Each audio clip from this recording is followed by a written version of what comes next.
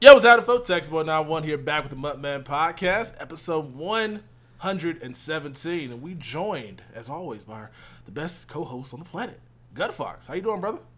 Oh, I didn't expect to be named after that. The best co-host on the planet? Yeah, nowhere near me. Thanks for overselling me. I can't live up to that text. I mean, in my experience, you're the best co-host I've had, and I only had one. So, you're starting out strong. The next person's going to have to, succeed what you have put out here. Are you secretly plotting my downfall, Tex? What are you talking about? Who said that, huh? Nobody said anything like that. Are all these guests that we have on the pod secretly auditioning for my spot? I mean, it would be kind of funny to do like a secret MUTMen podcast that's only for Patreon users, and then do this one as full. That'd be kind of funny, right? Just to find my. I'm absolutely devastated. My Harley Quinn. Yeah. So your secret love, or no, you're very in the open lover too. Okay, well, I don't want to get in the middle of that, but hey, Tex, do you want to? I don't know. Well, let's do text message after you introduce our guest. All right. Our guest, I met him down at EA Play. He is what? He's an award-winning gamer. That's hard. That's like something you really can't say a lot about people. He's an award-winning gamer. Yo, Eric, what's going on, man? What awards you win at EA Play? What's up, guys? Won Best Tips and Tricks Creator. So yeah, you gotta address me as award winner Rayweather from now on. That's the slogan. With those Game Changer awards, I figured with the amount of dick sucking you guys do for EA, it would be like thickest lips or something. Yeah, man. Apparently we don't give any negative feedback. All we do is kiss their feet. That's like the first. Yeah, that's the first. Like you have to kiss their feet. You can't talk negative. I mean. Well, I mean, that's with the not way allowed. they put you up in they send you to the champagne room at strip clubs. They fly you out in private jets. I figure absolutely first class. Yeah. Oh yeah. No middle seats. That's not how we roll. There's only 2 seats in first class though, so you're right. There's no middle seats. Well, this is true. That's how he knows. That's how he knows. You like one of those guys that's like watching the peasants walk by. Like, look at these broke people going back to coach. Smells like broke people on the airplane. Could it be me? Oh, he looked back. Oh, hey, Tex. Tex is going out there on his own dime. Like first class, it's just not worth it. It's like $150 more for each one way. I'm like, for a seat. And the thing too, every time I go to check in on my flights, they're always like, oh, you want to upgrade, for like you said, $100-something. But it's like I'm kind of a smaller dude, so it don't even really the regular seats don't even bother me. So it don't even make sense. It's way too much money you're really not getting that much extra. Yeah, you just be slipping in it the whole time, I don't know, like a kid in big pants, right? Pretty much. Yeah. Hey, so Texas, what's your message this week? I had a job. I was gonna say, Gut Fox don't know about first class or coach. He rides underneath the plane in an animal carriage. A carry-on, yeah. Yeah. All right. So my text message. I went out to the club this past weekend because I was trying to get my last bit of debauchery out before I go back on this dumbass diet I'm about to do. And so I was like, let's go have some fun drink, and then we'll call it cool for the month of July through August. I got to be clean when Madden comes out because I don't need any distractions. And so I'm at the club. I get beat up by not physically assaulted, but this one random chick just starts throwing punches at me for no reason. No reason at all. I'm over here what is going on right now? But then I realize she's drunk as hell. And so I leave her alone. She follows me. I'm like, I'm not trying to, no, leave me alone. And so she ends up going away. Then this one chick that was watching the whole thing take place ended up coming and talking to me. And she's super lit, super drunk. And she keeps trying to take me home, bro. I'm like, I'm good. I'm not, no. This is not how I envisioned this night ending with somebody that doesn't know what's going on in this moment. And I felt so uncomfortable. So my text message is, guys, stop being super aggressive with women. It's uncomfortable. That's a terrible text message. That's a terrible text. But how dare you? Maybe that's her version of foreplay. No, bro. That's not a version of foreplay. It's just some drunk chick just wants to bring some random dude home. And somebody ended up taking her home. It wasn't me. I saw her walking down the street with some dude with an arm around her. Seen that end bad too many times. Yeah, it also, you know, it's could end up well too. You never know. Maybe that was your future missus, Texas. Nah. That chick told me she just got out of jail and she just wanted to have some fun. And I'm like, that fun is not gonna be with me. I promise you that right now. Hey, just because they've been to jail, Texas, doesn't mean they're branded people. You know, they got to get a second chance in society. No, that's cool. That's second. I'm not society. I'm me. I almost said my real name there. So I'm like, that's not what we about to do. Like, you can go get a second chance to somebody else, but like, you just got out of jail looking for a come up. Some sucker takes you home. All of a sudden, she says something that actually didn't happen. You know. Consent is a tricky thing Yeah. nowadays. Yeah, I'm good. Very, very tricky. I'm good, bro. It was a fun night, Not though. worth it. It was a fun night. I just felt uncomfortable though. Like, bro, like, if that, like, that's what girls feel like all the time. Just dudes, just all on them. And I'm like, yo, can we not do this? Can you just leave? Can we just leave? So thank God whoever decided to take her home, because she did not want to leave without somebody. Well, Tex, I guess you dodged a bullet. Good job. Let's get into the MUT content, though. So MUT this content? is the agenda. I want to get this. We always go for so dang long, and then I'm tired as hell during the stream because I stay up late as hell. So we gotta roll through this. It's a pretty nice agenda today, though. I think there's some really interesting content here with Eric, and I want his perspective on a lot of this stuff. The stealing content controversy, the closed beta for MUT or Madden 19. Then your guys' thoughts at EA Play. We got Texas's last week, so we'll get Eric's this week. Eric versus the competitive guys. What's it like being a game changer? We kind of talked about that a little bit with the dick sucking, and then like maybe at the end we'll wrap it up with questions and then like summer plans and stuff and what you guys have for content through July. And it does feel like, I'm just gonna say something right now. We'll circle back. It does feel like it's gotten a lot feistier in the community since 19 news come out, and basically as the weather heats up, it feels like the Madden community starts to heat up too, and we can start getting at each other's throat. That's a little teaser for later in the podcast. Let's go right back to getting at each other's throat with stealing content. So there was a controversy this past week with a certain YouTuber. We won't mention who we don't want to start like a brigade or anything, but basically he'd take people's stuff and then wouldn't give them credit, would insult them in their video, basically put his branding over theirs, his face cam over theirs, claim it his own, and didn't put out the videos like that. So this happens to most all YouTubers, especially stuff with exclusive content that's going to do good numbers. It's the second year in a row that it's happened with this particular person. He's gotten a big channel off it, bigger than mine, off just doing these videos and then some 2K stuff. So with this, I think legally, it's kind of it's fair play because he provides his own commentary, fair use, but it's kind of a gray area because I know the H3H3 thing was transformative, and I know H3H3 also hates reaction YouTubers who sit there and watch content. So it's kind of a gray area for that type of stuff. Now I want to hear what you guys have to think and what your guys' judgment is on this whole controversy. Texas, I'll throw to you first. All right, so the whole thing with the reaction stuff and this stealing of content, I'm really confused by it because YouTube seems to, at one hand, discourage it, but also kind of reward it. So one of the biggest reactors is Tyrone Magnus. He does a lot of the stuff where he'll react to movie trailers and other people's content that isn't his own.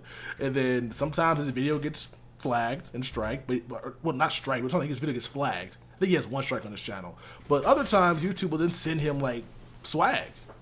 Like, they send him, like, a bag of merchandise that was, like, YouTube branded.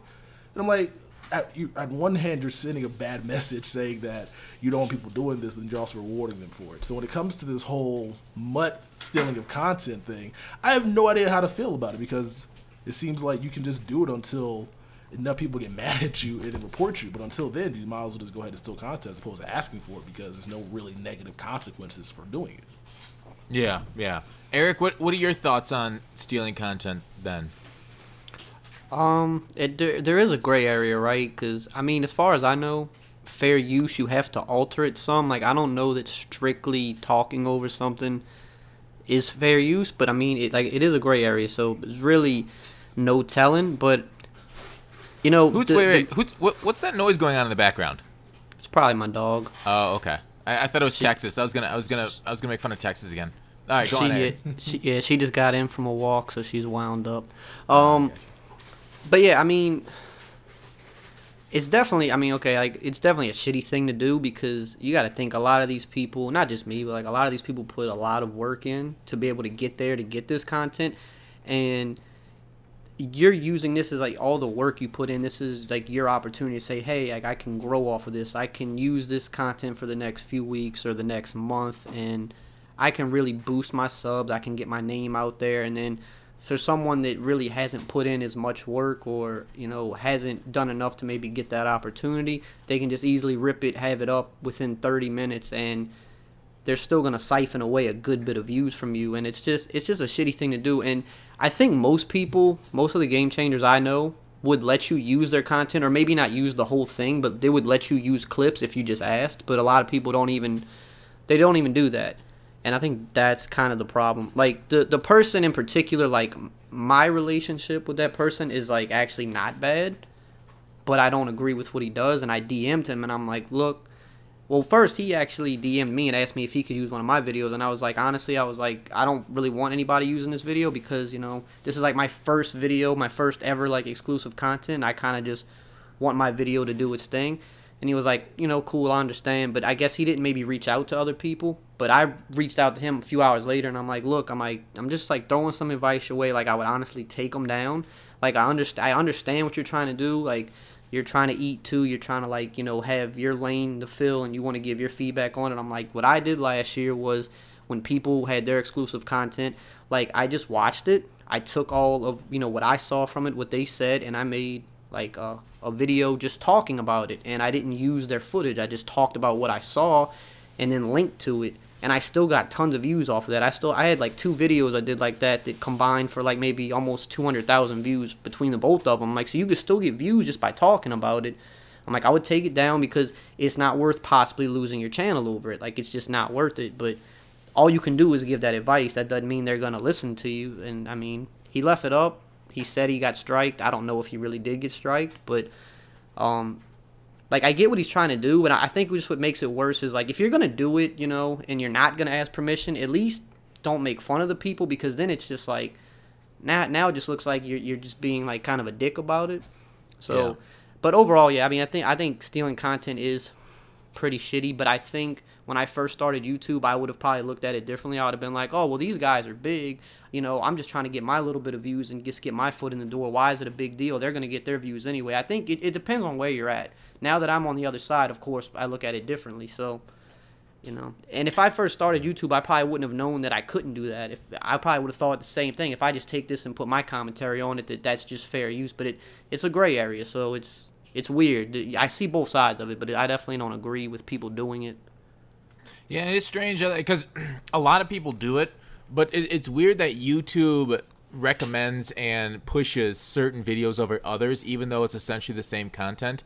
Like, it's something I've struggled with this past year, too. Like, if this person was only getting, like, a couple thousand views, nobody would care. Nobody would give a shit. Right. But if you're getting hundreds of thousands off content and you're doing much better, like 5 times better than the people who originally put it up, then people start to notice, and that's when they start caring, because they're basically taking all that views, all those subs, all that money from that person. Like, I mean, YouTube is big money. Like, let's not get it twisted. You got into a little spat with competitive players, and we'll talk about that coming up, and you flexed on them. And they didn't respond back because we'll get in that in a little bit.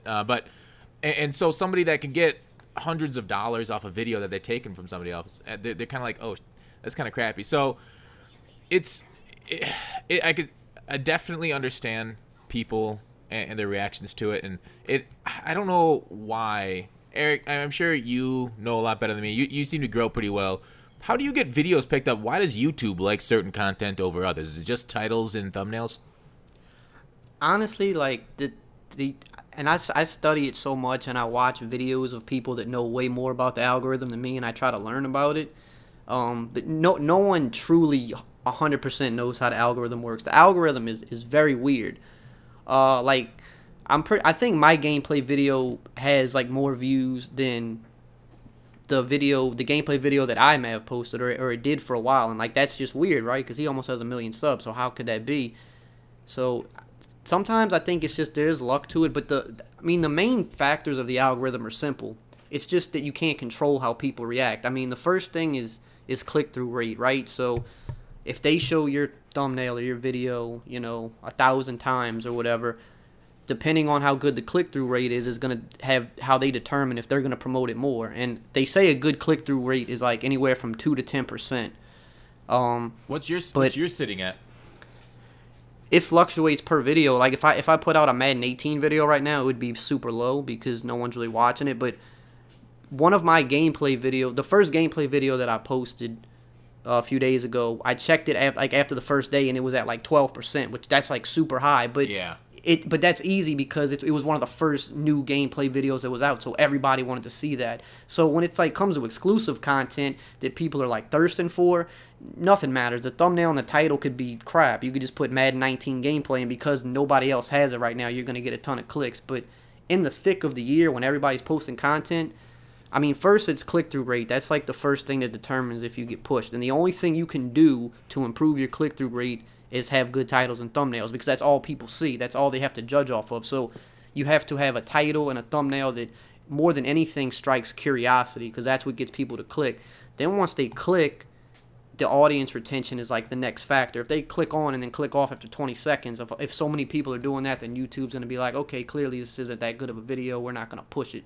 But if people are clicking on and watching half the video, then they're like, okay, well, people are clicking, they're watching a good bit of the video, let's push it more. And then at that point, it's more so like engagement and stuff like that. And the longer you keep people on YouTube, watch time is important. So if someone comes to YouTube, if they see you post on Twitter and they're like, oh, new video, let me click on it, and they come over to YouTube, and then they stay on YouTube, even if they're not just watching your videos, if they go from your video to my video to Gut Fox's video, and then from Gut Fox to Texas, and then from Texas to Toke's video, and they stay on YouTube for like an hour, but you're the first video that brought them there, you get like a boost because of that. It's a lot of little things, but the main thing is like click-through rate, watch time, and retention. All those have to be good. The better those are, the more it gets pushed. Yeah, but you can't control it though. You can't control someone's attention span.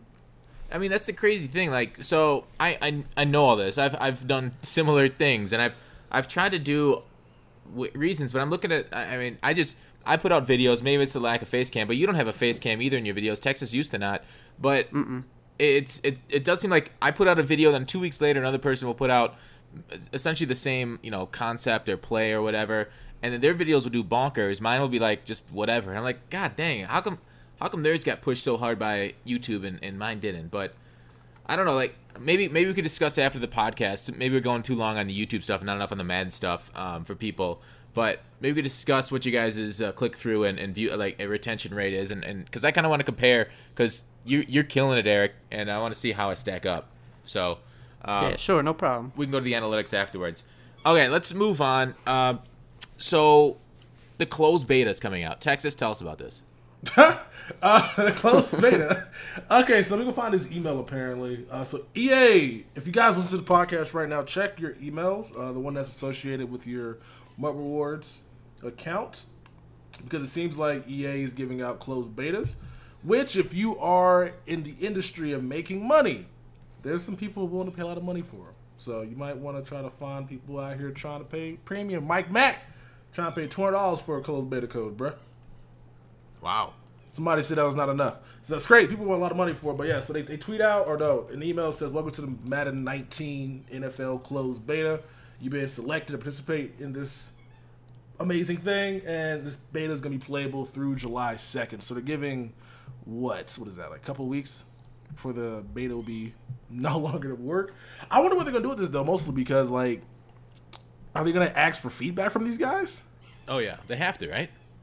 But like, yeah, there would be no reason for them to do it without. But why would you feedback. do it randomly then? Like, it seems like if you want to give a closed beta out, there's a bunch of people that would love to provide feedback, i.e., the competitive players, i.e., some game changers. So like, I understand game changers are kind of they already gave their feedback, but it just seems like a weird time to get, I guess, neutral fan feedback, especially because like a lot of people probably aren't going to like do that survey at the end of it, because why even do that if they don't have to?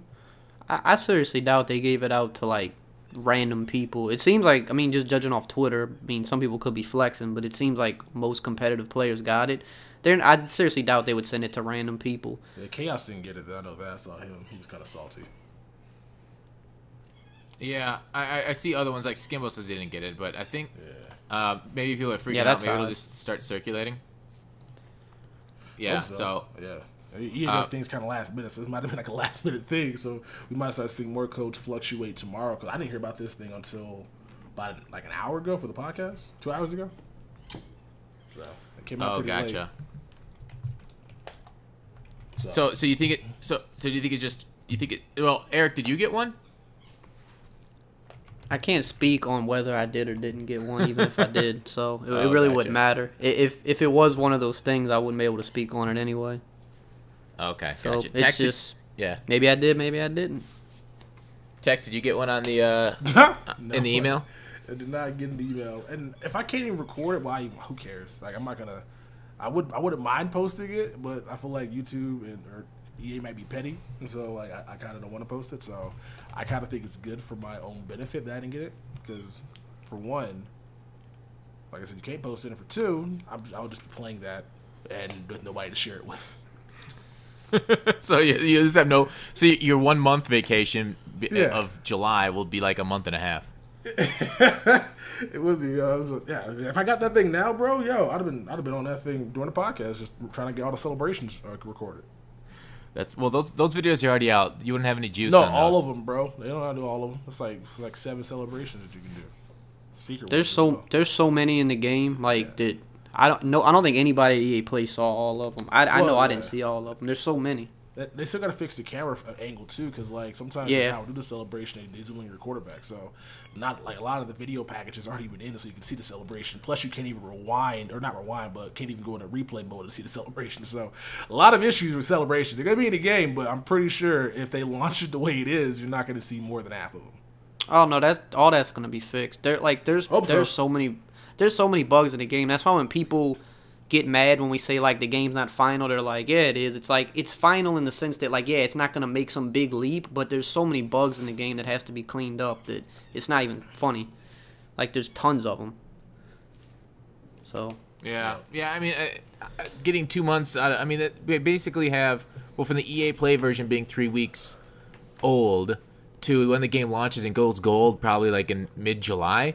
There's probably like 2 months of work on it out of a game that's worked on for like what, 11 months, right? Yeah. What do you say? So that's a good percentage of the game development left before they knock out all the bugs, and they'll be knocking it out for the year. Yeah, like nothing crazy is gonna change. Like I'm not when we say it's not final, it doesn't mean that it's gonna look like a whole new game in 2 months. It just means like you're seeing certain glitchy things that you're not gonna see in the game in 2 months. Like everybody keeps complaining about the shoulder pads.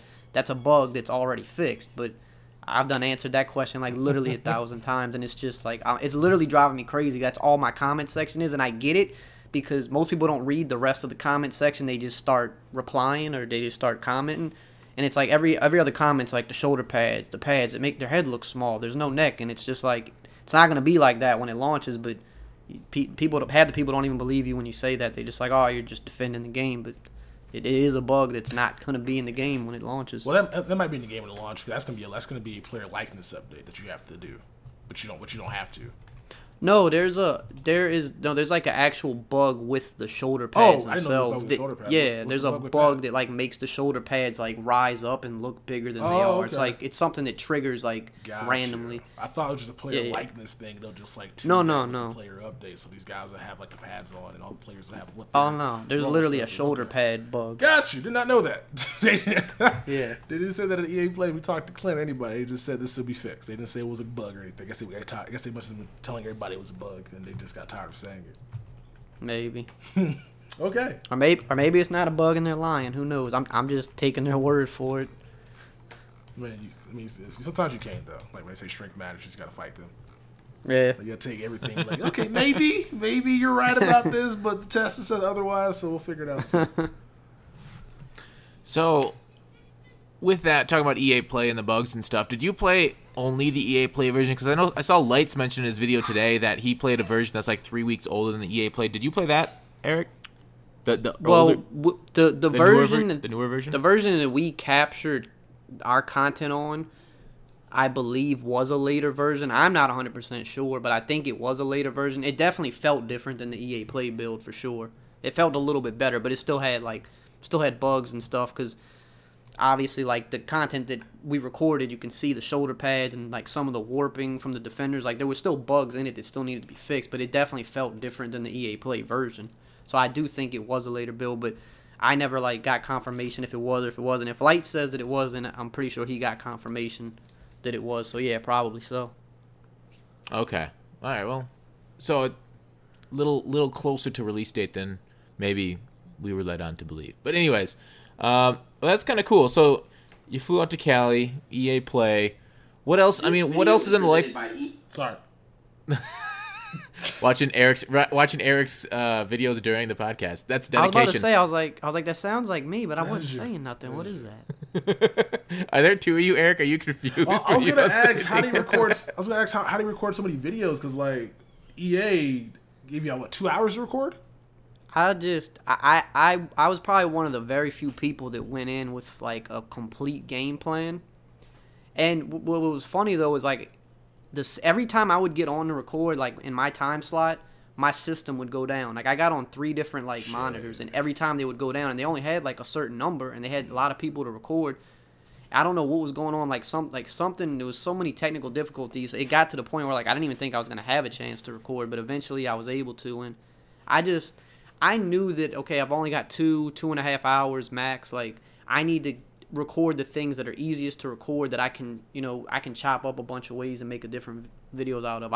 I definitely stretched my content out to where I'll probably have at least 10 plus videos, but a lot of it was like, okay, I know within 15 minutes I can record this and make 2 videos out of this. Like I just went in with a good game plan to get as much out of it as I could. Some other people they played a couple games and then realized like, damn, I only got 30 minutes left, and they didn't really, I guess, think about it as much. Oh yeah. And they just thought maybe just getting gameplay, they'd be able to figure it out later.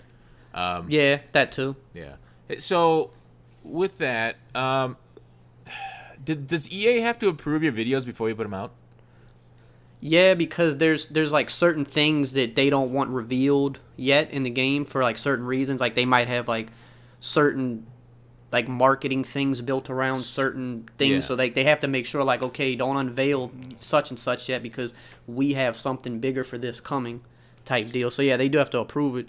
So how and did I that guess video? How did that? huh? Oh, let me. Okay, go on. You go for it. You go. Sorry. No, I was just gonna say, and I guess too, like they obviously want to make sure that it's like marketing friendly too, that you're not being like crazy or like maybe cursing too much. I'm sure like that probably matters too a little bit, because it is like those videos are in a sense a marketing tool for them too, because it's presented by them. So it's like if they're attaching their name onto it, they need to make sure like you could do you could in theory like go home and maybe promote coin selling on a video. I mean, not that any of us would do that, but it's like they have to check just to cover their own self. So there's like a lot of reasons I would assume they have to check them if they're putting their name on it, Yeah. So if they put their name on a video that had all the ratings released, and now they're angry because the ratings are not final, and they're talking about it, how did that get through? Like, if they have to approve it. Well, they said that when we were going to capture, like, I remember somebody asking, like, can we record the ratings? And Kralo said, he's like, none of the ratings are final. He's like, you can record it if you want. He's like, but it means nothing. I don't think recording the ratings was an issue, but they were just like, if you want to record them, cool, but they're not final, so it's kind of like just a waste of your time to do it. But it seems to be like it seems to have been like turned into a big deal now. Yeah. But I guess it didn't seem to be something they had a problem with though. Like they just said it was useless to do it because it's not going to be accurate. Yeah. But I mean, I understand why they didn't want it done, because all it turns into is people cussing at EA's Madden NFL. That's all the replies are. It's like, why is he 83? Like, so I I guarantee they won't let that next year get through. probably not, because I don't think they probably didn't expect an uproar like this, or that people would really care much about capturing the ratings anyway. But yeah, obviously, here's the thing: it's YouTube. People don't care about being correct or accurate. They care about numbers, and putting a headline like that onto a video, easy 30,000 views on a dead channel. So I can see why they did it. Like the other person, like these views are money, these views are clout. And who cares if you're accurate, right? You'll say, oops, sorry, it's EA. EA fucked up. You can easily blame this on EA. And what's EA going to do? Call you out because they put their branding on it? I didn't think ratings videos really did numbers like that. Because I posted a few of those last year when they released ratings, and they literally got like 1,000 views. And like a bunch of other ratings videos I saw too didn't do a lot of views. But maybe because it's so early right now. Yeah. And last year it was so late. Maybe that's why. It's definitely because it's early. Because what aggregate sites pick it up. Bleacher Report. Right. ESPN, places True. like that will pick it up. So if they have a video that they can put on their website, listen to ratings, they get an easy article out of that's not accurate, it's gonna make people angry. That makes sense. Well, and also with that last year is the ratings were all revealed at once to everybody. So when there's 10 people putting up videos on ratings, the number is gonna be a lot less across the board for each individual person. So that makes like, sense. it's no longer like it's the same thing I've seen with some of my I thought like absolutely killer like leak videos, and then like it gets like I see like 5 other guys put up videos exactly like it an hour and a half later, and I'm like, fuck. Well, no longer will my video be hyped because everybody's sharing that information. It's the same thing like with the leaks and stuff. So it's not like it used to be where if you had that kind of information and you weren't copied. Yeah. Yo, I'm looking at, I typed in Madden 19 ratings, Forbes did an article, Madden 19 rating. A new video shows off almost all Madden top stars ratings. Like, it's on Forbes. Yeah, they're mad because they're getting so much stuff they didn't actually want. Yeah. I don't blame them for that either. Yeah. And I mean, it's clout. So it is what it is. But yeah, you're right, Eric. Like last year, nobody, because a lot of people did ratings, so like nobody thought it was a big deal. So this year, when somebody does it, and it's only one person doing it, it's kind of a big deal. All right, moving on from. So we talked about closed beta, EA Play. Anything else on your mind from EA Play? Impressions? How was it? What is the life of a game changer in reality, and not just the first class plane tickets? Well, like what you mean in terms of like feedback and stuff like that? Yeah, like go through. What you do? Oh, dude, EA. like it's literally nothing like people think. Like, and I get it. Like, if you're on the outside looking in, if you're sitting on your couch, you're gonna look at it like, oh, these are the yes men. These are the guys that go there. They drop to their knees and they kiss their feet, and like we go in there and clap. Like, greatest game ever. You guys are awesome. And it's like not like that. Like, 90% of the time we spend with devs or in feedback sessions is literally like talking about negative stuff about the game, talking about stuff that needs to be removed, things that need to be added, things that are broken, things to increase the skill gap. Like that's and that's what they want too. I think that's what people really don't realize. They think that they want us to come in there and just be like, yeah, you guys are doing a great job. Like if you're actually that guy, you won't get invited back. They want to know what's wrong because that's the only way they can make the game better. Like we'll have feedback sessions, like test stuff out, and you have to go through the likes, of course, because they have to know, okay, like, what do you like? It's like a bullet point type thing. Like, okay, this, and this is good. But they'll spend like a few minutes on that, and then they're like, and they'll literally say, like, we don't really care that much about what you like. We want to know what you don't like, because that's where the feedback really comes from. They don't want to release something. If we don't like it, that means most of the community is not going to like it. And when I say we, it's a collective. It's not just, they have a couple competitive players there. They have a couple franchise guys there, a couple just MUT guys. And sometimes they have just regular guys that kind of dabble in everything. So they get perspectives, and all of these guys know what their communities want in the game. So you get like a fair balance of all the info. But it's literally nothing but just talking negative. Like that's what they want. They want to hear what's wrong with the game or what we don't like or what we think they can do better. But people think we just go down there and just like, oh, we got flown out, like we're just living the life and just, sucking up to EA. Like, the common thing I see is, oh, y'all are scared to say anything negative because you're scared they're not going to invite you back. Like, I have tons of negative videos on my channel towards EA and Madden, and it's never been an issue. Like, Kralo has hit me up personally, like, literally after I made a video that was negative towards the game. Like, he hit me up later that day, and he's like, I really enjoy your content. Like, even when you have something negative to say, you do it constructively, and you make it good. You don't make it like a bashing, but you give good constructive feedback even if it's negative. And I'm like, thanks. And Kralo has said verbatim every time we're there, he's like, we don't want to control your content. We don't want to control what you say. You have your audience. They're loyal to you. They're valuable to you, and that's valuable to us. You put out what you feel. You put out what your audience likes. All we want is the feedback. So, but yeah, people are going to believe what they believe because they're not there. They're on the outside. Some of them want to be there and can't be there, so they're just like, they have to chalk it up to something. There has to be an excuse. That's the classic Kralo soft sell on you, though. I mean, that's him using his Jedi mind tricks in order to. I'm just kidding. But when you brought up Kralo's a good dude, though. Yeah, when you brought up Kralo, yeah, go ahead. Huh? Yeah. Oh no, he's just a great dude. Like he's just supportive of like all the game changers. It's like, and it literally doesn't matter. You can be negative as long as you're not like a complete asshole about it. If you're just like, constructively negative, like they appreciate that just as much as you being overly positive. Like because they that feedback is necessary for them, so they enjoy that. But if you let other people tell it, we can't be negative or we don't go back. But it's like if you just actually, it's weird because it's like I'll point it out to people. I'm like, well, what about all these videos right here that I was just completely against EA, completely against Madden about things that need to change?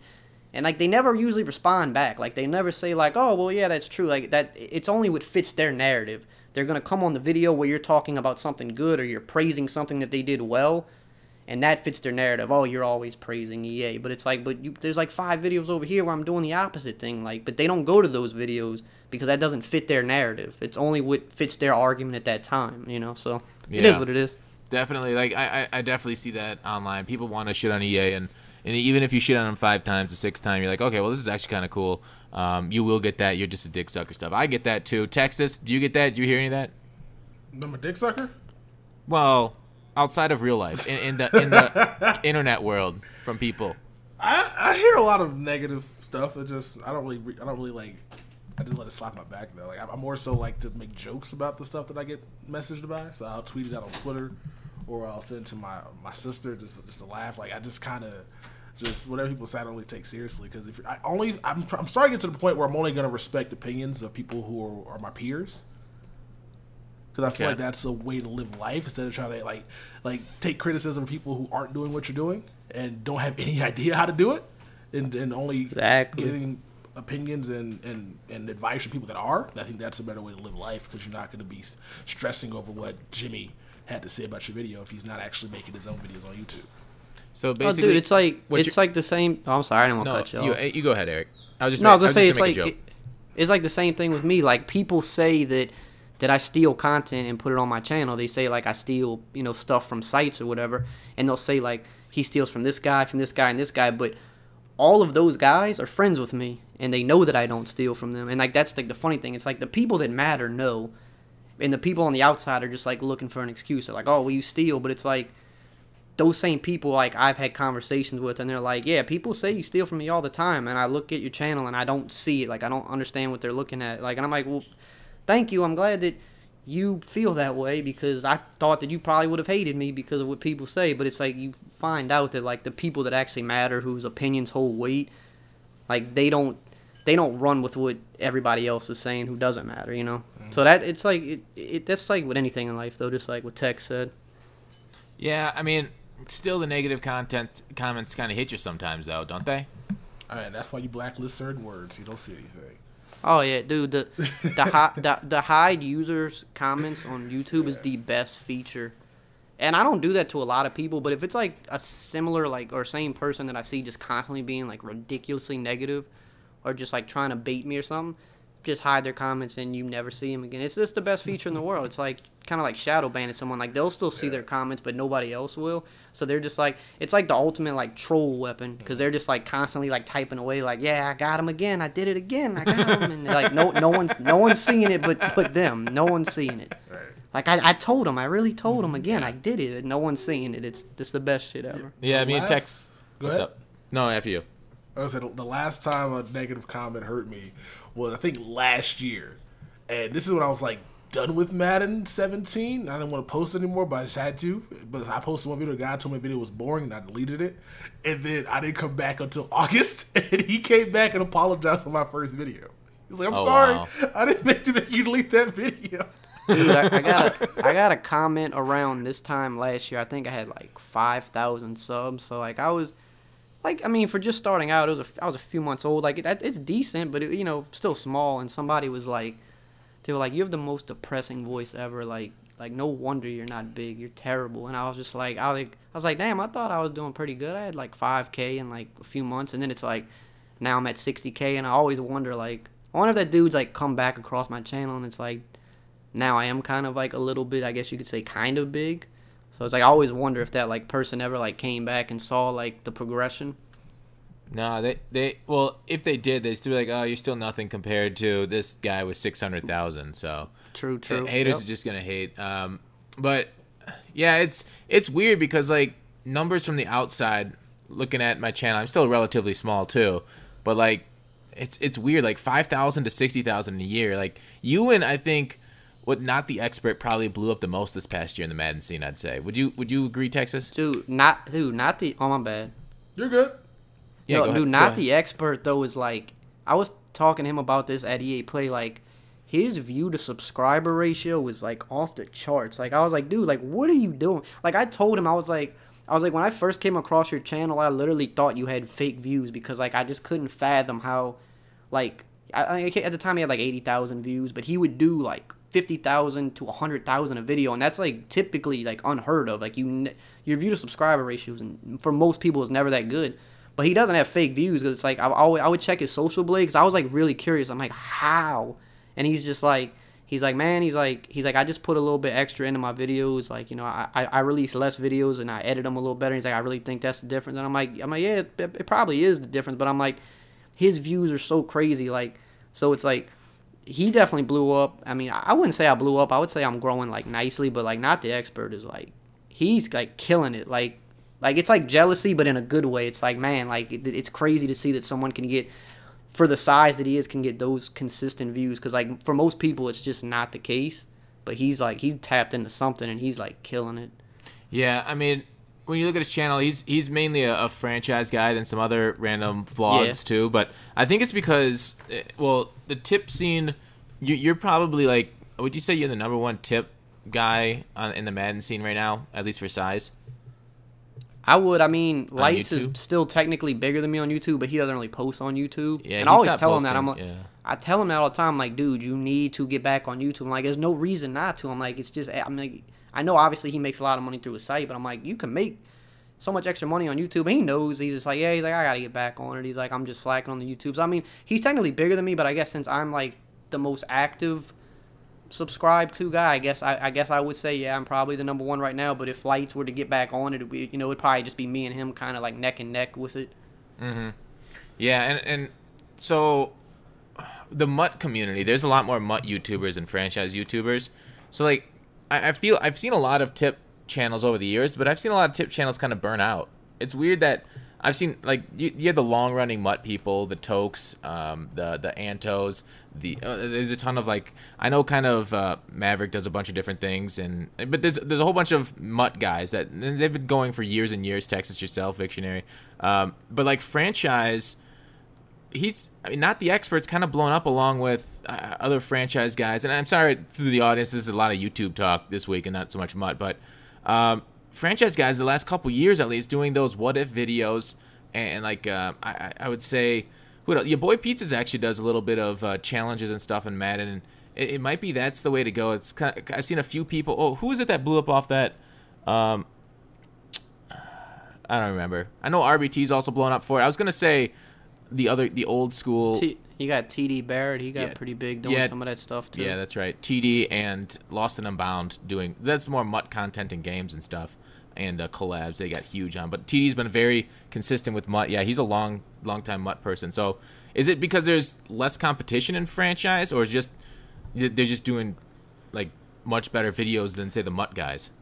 I think a lot of it is like, cause like I know for sure if you look at Not the Expert, if you look at your boy Pizza, like they really put time into their editing, and that really, I think where that helps them in the algorithm over other people is when you can edit like they do, it holds your attention longer, and I think that gets them a lot better audience retention. Like that's how you hack audience retention, really. Like you can't force people to pay attention, but if you're good at editing, like you can keep people's attention longer because it's just the little different things you pop in and out of the video. It like switches the change of pace of the video, and it keeps you interested. So I think that's like one of the things. They're just really good at editing. Like I was talking to Pizza at EA Play, and I was telling him that, like, dude, your editing is so crazy. I'm like, how long does it take you? And he said when he first started like really trying to edit his videos, he would spend like 8 hours editing a video, which is crazy. But it's like when you put that kind of time and detail into it, like it'll pay off a lot of times. So it's like it's a trade-off. That's good. So how much does he spend now? I think he said he's cut it down because he's gotten better with it. So maybe it's like half the time or a little bit more. Okay. Like maybe it's like 3 hours or something. But even still, like sitting there for 3 hours editing a video, like it takes a lot of patience to do that. Yeah, definitely. I'm surprised he doesn't pay somebody to do it. Yeah, that's the next step. Like, there's no point in editing if you can pay somebody, especially because tax write-off at the end of the year. No point in just keeping all that money, spending all that time editing. He might like, some people just like editing too. Oh, they do, but I like my time more than I like editing. And I think that'll be a little better. I'd rather go spend some, if I got the money to, I'd rather go and spend it, let someone else do it and do all the work. Because at the end of the day, I can just make the content and everybody around me eats. Yeah, I've tried out 3 different editors and I've talked with a 4th and it's never worked out for me. I want to get an editor for my videos, but it always falls through, like either one way or another. I don't know. So if there's an editor out there, but I don't know. The thing is, like, I've engaged and spent a lot of time with those 3 editors, and it always just never pays off. It's so weird. I don't know. Is there a professional editing service I can go to that I can contract with, or how do you find editors? If you have a network, your network might have. I know Fullscreen had this thing where you could contact graphics people and editors, where you could just like. The thing is, like, everybody's a graphics person. I don't need a graphics person. Oh no, but this is through Fullscreen, so like people they're like not top tier, but they're better than average, I should say. And so you could probably, if you go through some like one of these networks, I'm not sure if you have a network. I think just with YouTube. They were all here with YouTube, which is kind of funny. But if you had a network, you go ahead and contact your rep, like looking for an editor, and they'll put you in contact with a company that can do it for you, and then you just got to pay one person. But talking to the guys out there, like almost everybody that's big has an editor. I was talking to TD Barrett and a lot of the other guys. They all have somebody else they pay to edit their videos, and it took them a while to find the one guy, but they found the one guy, and it paid off for them. Interesting. All right, sorry to once again take it away from Mutt, guys. Let's go back to it. Hey, just a general question: are you guys excited about what you know about 19? Are you excited for the game, Eric? Now, not just don't include your YouTube channel.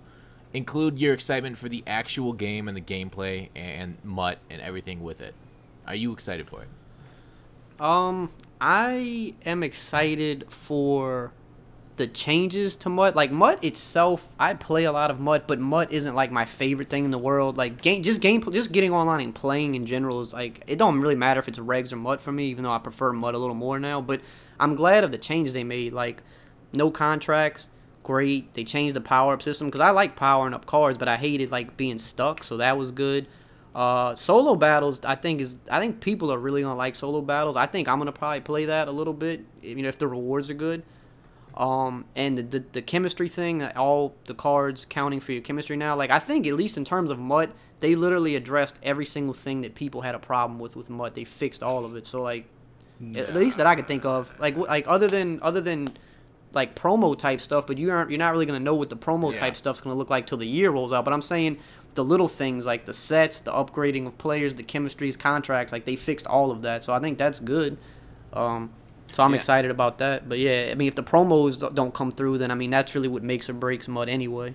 Yeah, Texas, what do you sound like you had a reaction? I don't want to give them credit and have everybody hyped up about everything fixed in Mutt until we actually play the game, because I'm pretty sure a lot of the complaints that we had may have been addressed, but there's still a lot of things that they're probably that may not actually come to fruition. So like with the chemistries, for example, are we going to get more chemistries than we did this year? It's going to be like it was back in Madden 17. If it's another copy and paste of this year's chemistries, people are going to be upset about that because they kind of want more choices. Same thing with a lot of the abilities these cards happen to have. The solo battles are cool, but we don't know what the rewards are going to be. And we don't know if it's going to be actually worth playing on a weekly basis. So we got to wait and see. Like, the stuff looks good on paper, but I'm not going to give them anything or any extra credit until I actually see it in practice. Yeah, one thing I will say with the rewards, as we saw with Weekend League, they evolve it through the year based on our feedback. So rewards for those solo battles, I'm not too concerned about because EA has shown the ability this year, at least after a while, to fix the rewards. So 2 months. What's up? It took them 2 months to fix Weekend League rewards, right? And then add a monthly, so we got 2 months of feedback to give them before they address the solo battles if it's not good enough. That's what we like to call progress, Tex. Hey, so all right, and maybe this is maybe I might go on a little bit of a rant here or something, but let's get it. Maybe it has to do with the type of feedback they get. So Eric mentioned earlier in this podcast that they seek out the negative feedback. They kind of gloss over the good feedback. That this is what we like in the game. They don't care about that. They care about the negative stuff. So we saw that they took care of the negative part of this game. They fixed the power-ups. They with the chemistry they fixed. A lot of the stuff that we had complaints about, the thresholds, they fixed. But not hearing our positives, not hearing why we enjoy the game, makes them not build it out a little bit. Like, so it feels like, sure, you fix the bad parts of the game, but it feels like you're just putting like a Band-Aid over or a scratch. Like, what you want to do is build a whole nother arm, a whole nother thing for us to enjoy, you know, something else to hold our nuts. Basically, so we become more engaged because the game's changed up year to year. I think this is my kind of biggest issue with MUT, is that it feels a lot alike. And it's the same crap I gave to Jake when he was on the podcast about the promos all feeling alike. We don't want another year of MUT just with some Band-Aids on it for some stuff that we hated. We want to be excited about the game mode. Now, whether they have some misses, that's fine. I'm fine with them trying to innovate and miss, and we hate it, and then they take it out. Like, same thing. This is what my issue with the power-ups are, is that they missed. They missed on the power-ups. Just forget about them. Move on from them. Yeah, you could fix it. You could put effort into trying to Band-Aid it, but I just don't think your time is well spent on putting out +1s on cards a couple days later for power-ups. I don't think that is where you should put your time, because you know how long it takes them to make these cards for the art or something, or to test it into the game or whatever. I just didn't think that was a good use of time. But I would prefer like them to actually add things into the game that brings our enjoyment. Like, instead of just like, you know, we heard from CMAD last week in the comment section, made a really good point. Andrew Wilson wants more competitive stuff so we can pimp it out to shareholders. So that's why we got competitive solos. But like, there was such a better way of doing solos to make them more interesting. We talked about it on the podcast last week. I'm not going to recap the Slay the Spiral kind of way of doing it. And so it definitely feels like it's just more of the same this year. And I think that's my biggest issue. Like, when I ask Eric if he's excited about next year, and you could hear he was kind of like, I'm excited for them fixing these issues. But it's not like, oh my God, did you see this brand new mode? This is going to be, like, I'm super excited to get in and engage with this mode and try out this blank.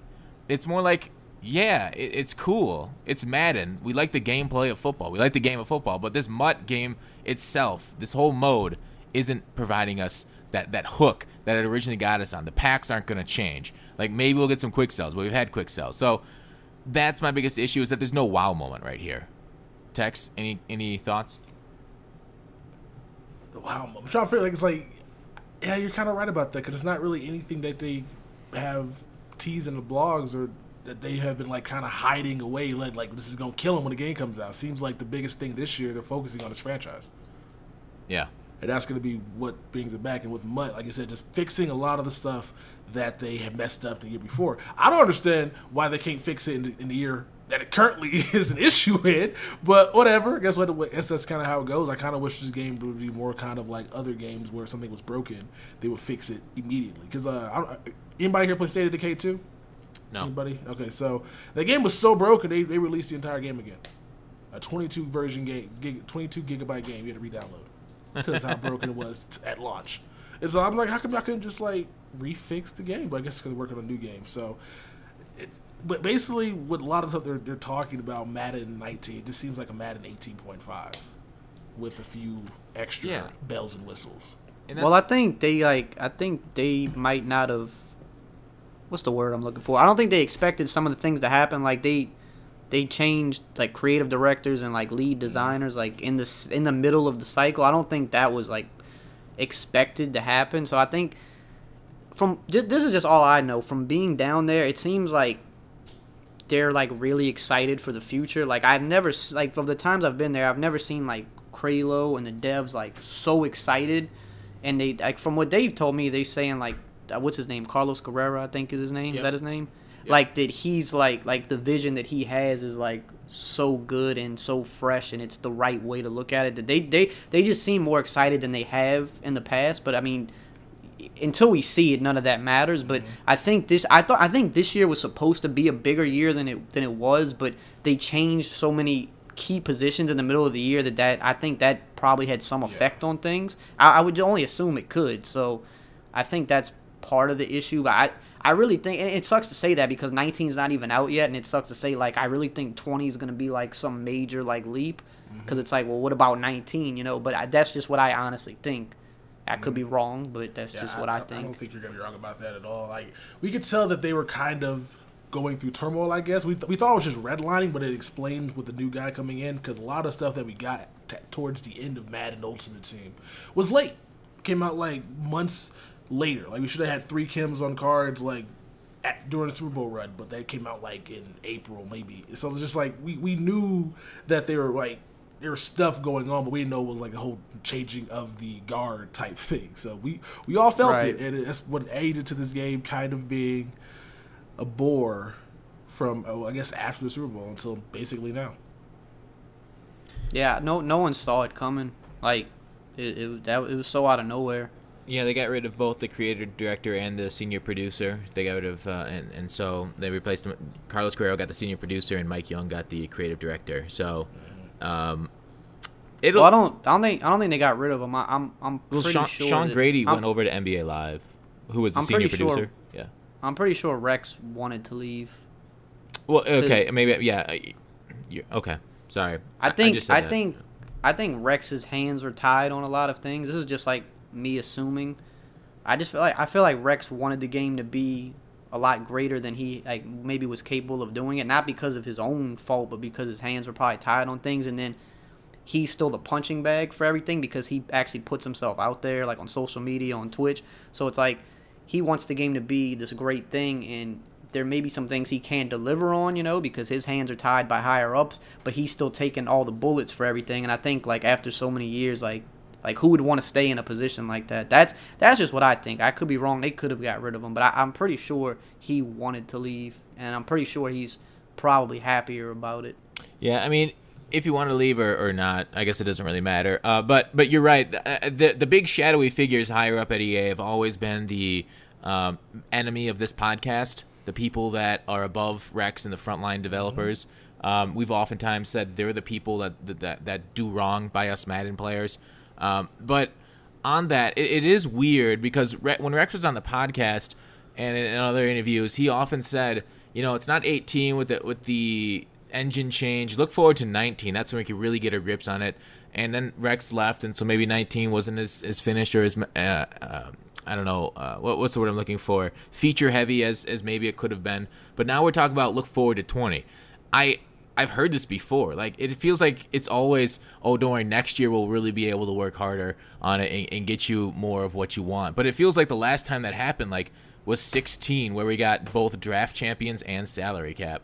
With the 2 new game modes to add to this thing, where we could actually say, hey, these are actually big innovations into the game of Madden. So, and salary cap came in April. Are we ever going to get something that late in the cycle again? I've often compared Madden, like you said earlier in the podcast. I've said this before. It's an MMO. This is our one expansion of the year of this MMO. I mean, many other MMOs get multiple expansions per year, and our expansions into 19, new gameplay, updated, all that stuff. But what else is there besides for just graphics, some gameplay? There's nothing. There's nothing is a harsh word, but I'll let you go. What's up? I thought 18 was gonna be a lot bigger than it was because going in, it seemed promising. I thought long shot was gonna be a bigger deal than it was. I thought it was gonna be more in depth. That kind of flopped. I thought target passing was gonna be this amazing feature. That flopped, and I'm not mad at them for doing that because it's I still appreciate the effort it took to implement that and try it. It just didn't work. ID the mic. I mean, ID the mic was decently useful, but I thought that would be a much bigger feature in the game than it was. I thought a lot of things about the game were going to be bigger than they wound up being. So I thought 18 was going to be big, but it just kind of felt like a worse version of Madden 17 for me, personally. Wow. No way. That's something I completely... Yeah, I disagree with you completely there. I didn't like 17 very much either, but I liked it a little bit more than 18. Huh. Texas, you're going to say... That's not saying I'll circle back to that if Texas got something else to say. Well, I was just going to say, it's kind of crazy to think because a lot of stuff that we had in Madden 17 issue-wise, they addressed in Madden 18, but it wasn't an issue in Madden 18. So ID the mic would have made sense. Nickel Blitz 2 is running heavy in Madden 17. But since they kind of nerfed it in this year's game, it was no point to ID the mic. Yeah, I mean, ID the mic essentially took it out of the game, though. The Madden evolved where you could just ID it and then it's gone. It still worked. It still worked. I know it still worked, but they nerfed it to the point where, No, it got nerfed because of ID the Mike. No, but like it wasn't necessary. Like ID the Mike would have been amazing. Like you know how Rex said it was a game changing, meta defining thing coming to the game, and it was just like custom audibles. If they did one of that Madden 17 was ID the Mike, that would have changed the game more than it did this year. Yeah, I think custom audibles was like the best thing added to 18. I think like looking back on it now is like, okay, the whole year's over. I feel like that was like the one thing that was like, this is useful and this is actually something that everybody can use.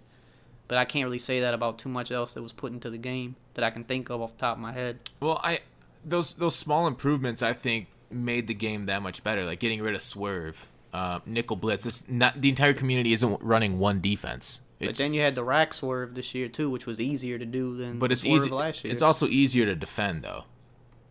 Yeah, but it's like a lot of the same issues still existed. Like, all right, the swerve last year was better, but not that many people could consistently do it. That swerve I don't know who you were playing last year. That was easily completed by a lot of opponents I played.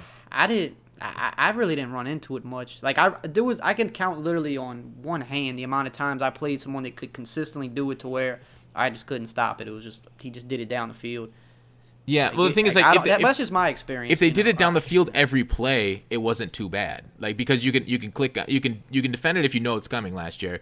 But it's the problem is when they hit you with it like twice a half or once a quarter, right. or once a half, where they hit it randomly, like, oh fuck, I didn't click on it and swerve and do the counter swerve in time. I clicked on it and stopped it like a normal pass. And then, like, say if they just threw a deep bomb on you in 17, you put your swerve D on and you moved into the position, and then it was just like a regular pass. You're like, oh god dang it, I got out of position for that regular pass. And so it was kind of like a weird thing last year, but I definitely think it was much worse last year with the swerve than the rack swerve is this year. I mean, every time, like, people just go to like the easiest, most degenerative offenses because not many people can make reads. So the fact that the swerve or rack swerves in the game, even if they complete it once out of every 8 attempts, they're still going to keep going with it. Some people, just because that's who they are, they have no imagination, they have no ability at the game, but they can play defense with 91 zones, and it is annoying to go against, but that's the way we play the game. And I think the rack swerve versus the swerve last year, it's much easier, but I don't know. It's still, hopefully they fixed it for next year. Like, did anybody rack swerve in 19? Yeah, you can't rack catch a high point no more. Like, you have to, if you high point a pass, you have to aggressive catch it. It's only to see. If you try to rack catch a high point, you won't animate. Yep, you just stay on the ground. Learn that the hard way. I'm like, why am I not jumping? Oh yeah. People are gonna complain about that when the game drops because they're gonna think that the game's messed up, but that's actually how it's supposed to be now. Which makes sense, because, I mean, if you're high pointing a pass, like, that's pretty much the only way to, like, attack a high point pass is to go up and catch it at its highest point. You're not really supposed to be rack catching a high point pass. Yeah, I mean, the quarterback should put it on your hands down the field like a bomb or something, but yeah, you're right. All right, so that's weird, because, like, 17, the nickel blitz, but, like, 18 solved that, like, because if you know the blocking schemes for just about any blitz in the past, you were able to pick it up. But, like, the nickel blitz, it was inconsistent even when you wanted to pick it up. See, you know why I liked 17 better, though? Is like, because once I started running jumbo, I enjoyed 17 because it was so easy to block nickel blitz. Nickel blitz, you couldn't run it versus jumbo, and that's all everybody wanted to run. So when I started running that, it was fun because, like, all right, if you just want to sit in this one defense all game, like, you're not going to be able to defend this. So the game became more fun. But with, like, 18... like, there was just no formation like that was fun for me, and the meta defenses were just... Can you say that again? Sorry. What was fun? Low, in Madden 17, like, when the game... like, I hated the game up until the point until I started running jumbo. Like, that's when the game became fun to me because you couldn't run nickel blitz on jumbo. So people just wanted to sit in that all game. You could just easily block it. Like, it was... they couldn't run it on that. So, like, it became fun because... the people with no brains, like, they really had no chance, and the formation was fun to run. There really wasn't nothing like that in Madden 18 for me. Like, you're tired of running bunch all the time, you know, like, it's not fun anymore. Yeah, but, like, jumbo, if you just run one thing the whole time and that's not fun for you, jumbo's the same way, though. No, but I mean, running jumbo was, for me, was fun because it was like a handful of different plays. You had like 3 passing plays, but there was tons of different setups for them. And then it was a formation that was easy to run the ball out of for me because I'm usually not too good of a runner, but I could run the ball pretty well out of jumbo. So I was able to, like, have like a balanced offense, whereas most years I'm just like a 90% passer. So like the fact that I actually could have a balanced offense for once was more fun too, for me personally. Yeah, Jumbo was really good because its routes were like uncoverable by zones. Like I don't think that was a good offense in the game because you had to use your one of two things. I mean, yeah, if you make a read, you get a good offense, but like the Jumbo in 17, when it became big and if you know how to run it, it was darn near unstoppable. And I don't think there should be routes in this game that can't be covered by AI zones. Do you? No, definitely not. But I mean, it's at the same time when we were playing a game where nickel blitz was unblockable, it's like that's yeah. But why? Like why that's is that the other side of it? Why is that a fun meta where it's just like two things, nickel blitz, and then you had to run jumbo or bunch to block it, right? Like, I don't know. I just personally had fun running jumbo, Oh, okay. whereas this year, like I don't. I mean, it's the same with bunch. Gun bunch shouldn't be nearly as almost unstoppable as it is, but it's like bunch has been in the game and been a meta for so long. Like it's not fun to run bunch anymore. Like jumbo was at least something new. Like no one really ever ran jumbo before, so it was something like I said, for me, I don't run the ball much, so it was fun to just be able to run the ball better and things like that. That's just like a personal thing for me. But yeah, I agree. The formation shouldn't have been as hard to stop as it was. If new things are fun though, shouldn't like having many different formations be viable? Be more fun? Because then you can run a bunch of new things every year.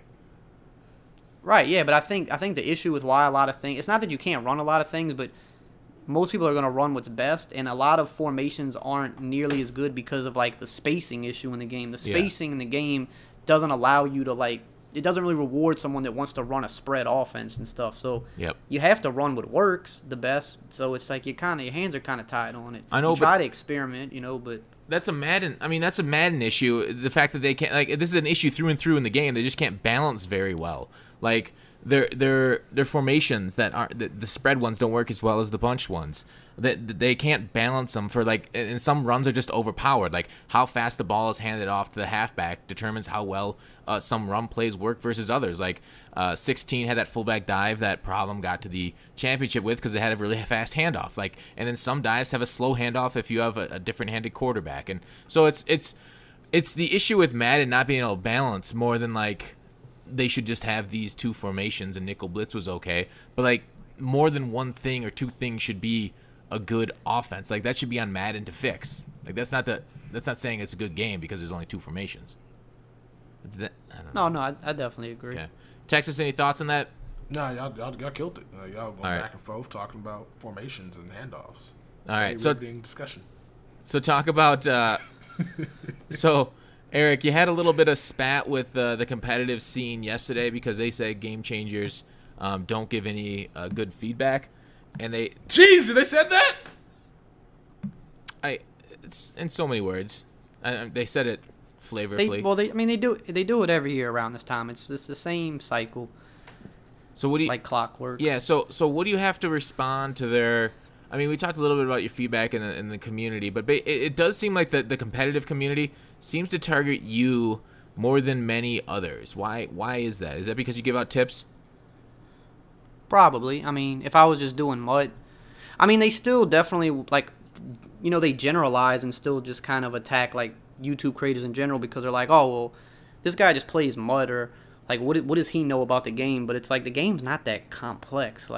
It's not really that hard to give feedback on gameplay. But it's just, I guess because I do tips, I align myself more on the competitive side. I don't play a sim style of game. I definitely look for broken routes and play the game kind of glitchy. So I align more with competitive players. I used to play competitively back when I first got into it. I never won anything or got that far, but that was that's where I always aligned myself with. So that's why my YouTube channel is like that, because I've always broken down plays. I was putting out ebooks a decade ago. This is just always what I've done. So I just carried that over to YouTube. So maybe that's part of it, but I don't know. It's definitely getting harder to have sympathy for most of the competitive players or try to side with them, because a lot of them they just. Not all of them. I don't like generalizing because there's tons of competitive players that I'm really, really cool with and are good people. But there's a lot of them carry around this negative energy and always want to attack the content creators. You got guys that jump in your mentions saying oh, the game's bad because y'all are the ones that give feedback. Y'all aren't qualified to give the feedback. We're good at the game. And it's man, I really hate to break it to you, but competitive Madden, it just isn't that complex, like, at all.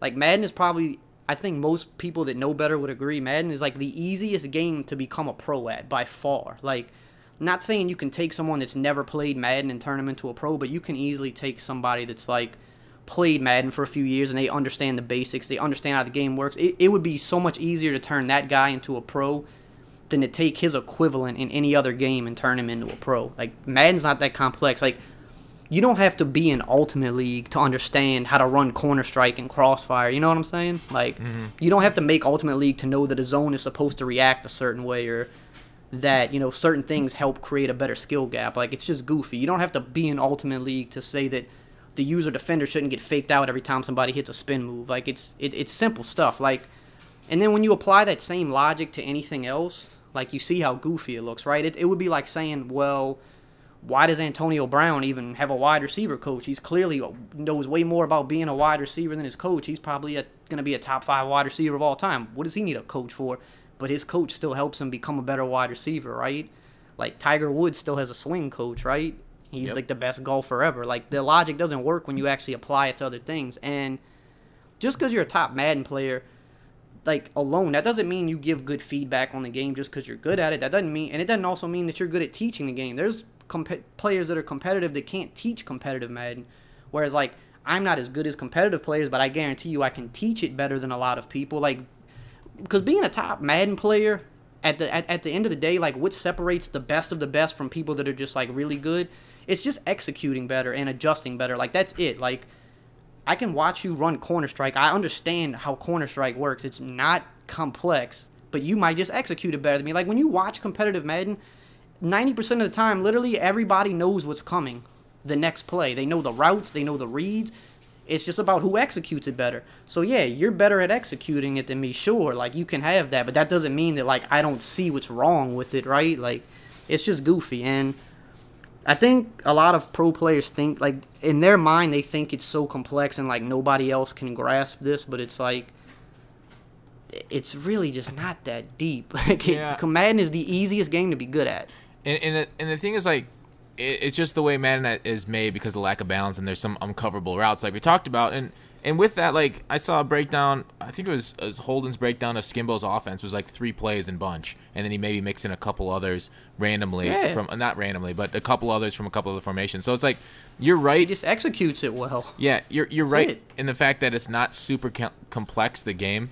And I think Texas has oftentimes said this, that he could be a competitive guy if he really wanted to, and the competitive bar is kind of low because you could just say you're a competitive guy and you're a competitive Madden player, right, Tex? Well, this is what. Oh, what's up? My bad. Go ahead. No, after you. No, this is what's funny. It's like the same people that pretend it's like so complex and that, like, if you're not a top 20 player, you can't get feedback on it. They're the same people that turn around and say, like, it's never been easier to compete. It's too easy. So, like, which one is it? You can't have it both ways. And, like, this is, like, the shitty thing about, like, a lot of those people is the same ones that are mad that they, like, don't get to go give feedback, that they're not, like, sitting at that table. The same ones that want to go play the game early.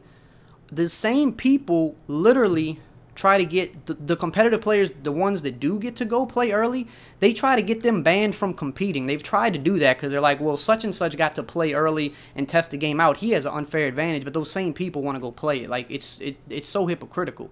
Like, which one is it? Do you want to play the game early and not compete? Like what is it? Like, pick a side, and that's the thing. Like, they want it both ways.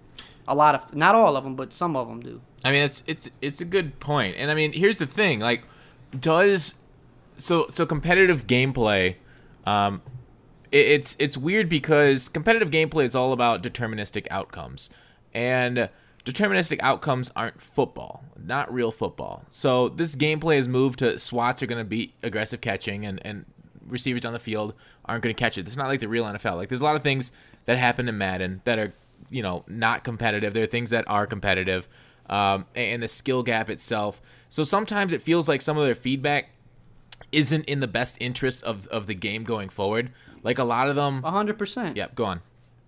Oh. No, I'll say 100%. Like, that, and don't get me wrong, like, EA has, like, their guys. They have their game changers. They bring in new guys, but they have their guys for each market, right? Like, you don't need 10 or 15 guys giving the same feedback on gameplay, skill gap, and competitive. Like, they got Zans, they got Lights, whether people like it or not, most of, like, the majority of my feedback is focused towards that stuff because I'm more aligned with that stuff. Like, they have guys that understand how the game works, how it's supposed to play. Like, anytime we're in feedback, like me, Lights, Zan, we're the main ones. And like the guy Scorpion, I don't know if you know him. He's like another competitive player. Like, we are always fighting for things to make the skill gap wider. We're always fighting for gameplay stuff. But at the same time, we also do our research and feedback on the other things. I haven't touched franchise mode in a decade, but I could run off a list of everything franchise players want because I look at the feedback. I look at my comments. I go to Reddit because that's what I'm supposed to do as a game changer.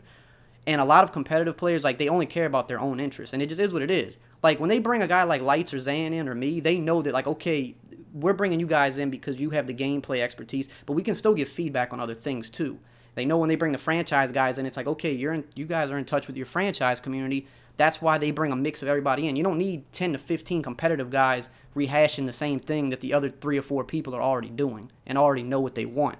Yeah. And a lot of them would only come in to only worry about themselves either, and they know that. This is another thing that, like, aggravates me too, because you notice that as soon as there's no more prize money, what do a lot of competitive players do? They stop playing the game. Content creators in May and June are still uploading Madden 18 every day. As soon as the prize money goes away, competitive players don't touch the game anymore. So it's like, just to be fair, like, what makes you deserve to go there more than me? Just because you're better at the game, but you don't really care that much about the game when there's no money involved? And, of course, I know people are going to say, oh, well, you're a YouTuber. You make money off it, too. Yeah, but I didn't always make money doing it, and not every content creator did. We uploaded every day when there was no money. We still give feedback that we don't get paid to give feedback, but we give feedback. Like, when the prize money stops, you've seen when the tournaments go away, a lot of tournament players don't even play the game if there's no tournament scene. So it's like, whereas everybody else is there every year, every day, uploading, giving feedback. Like, so don't say you deserve to be there more just because you're better at the game. Like, that doesn't entitle you to go sit at that table. They know who truly cares about the game. That's why guys like Lights are there, who's a competitive player first.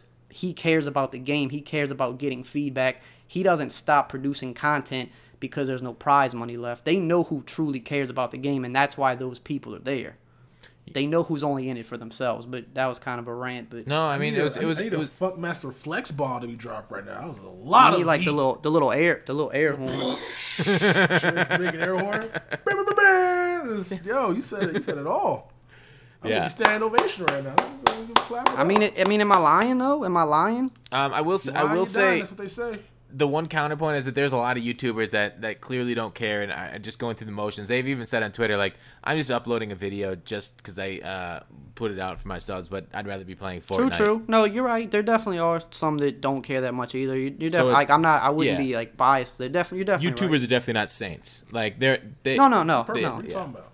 Hell, you talking about? Texas, you're about to literally leave Madden for a month. Yeah, because nothing to do.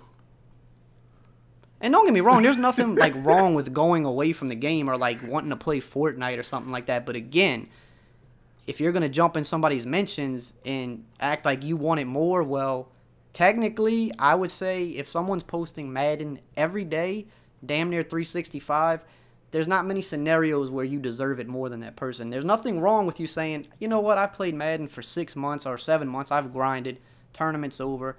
I'm going to go play Fortnite, or I'm going to go play MLB The Show, or I'm just not going to play games at all. I just want to take a break. There's nothing wrong with that. But if you're going to jump in somebody's mentions and with some, like, entitled attitude, that's when you have to compare.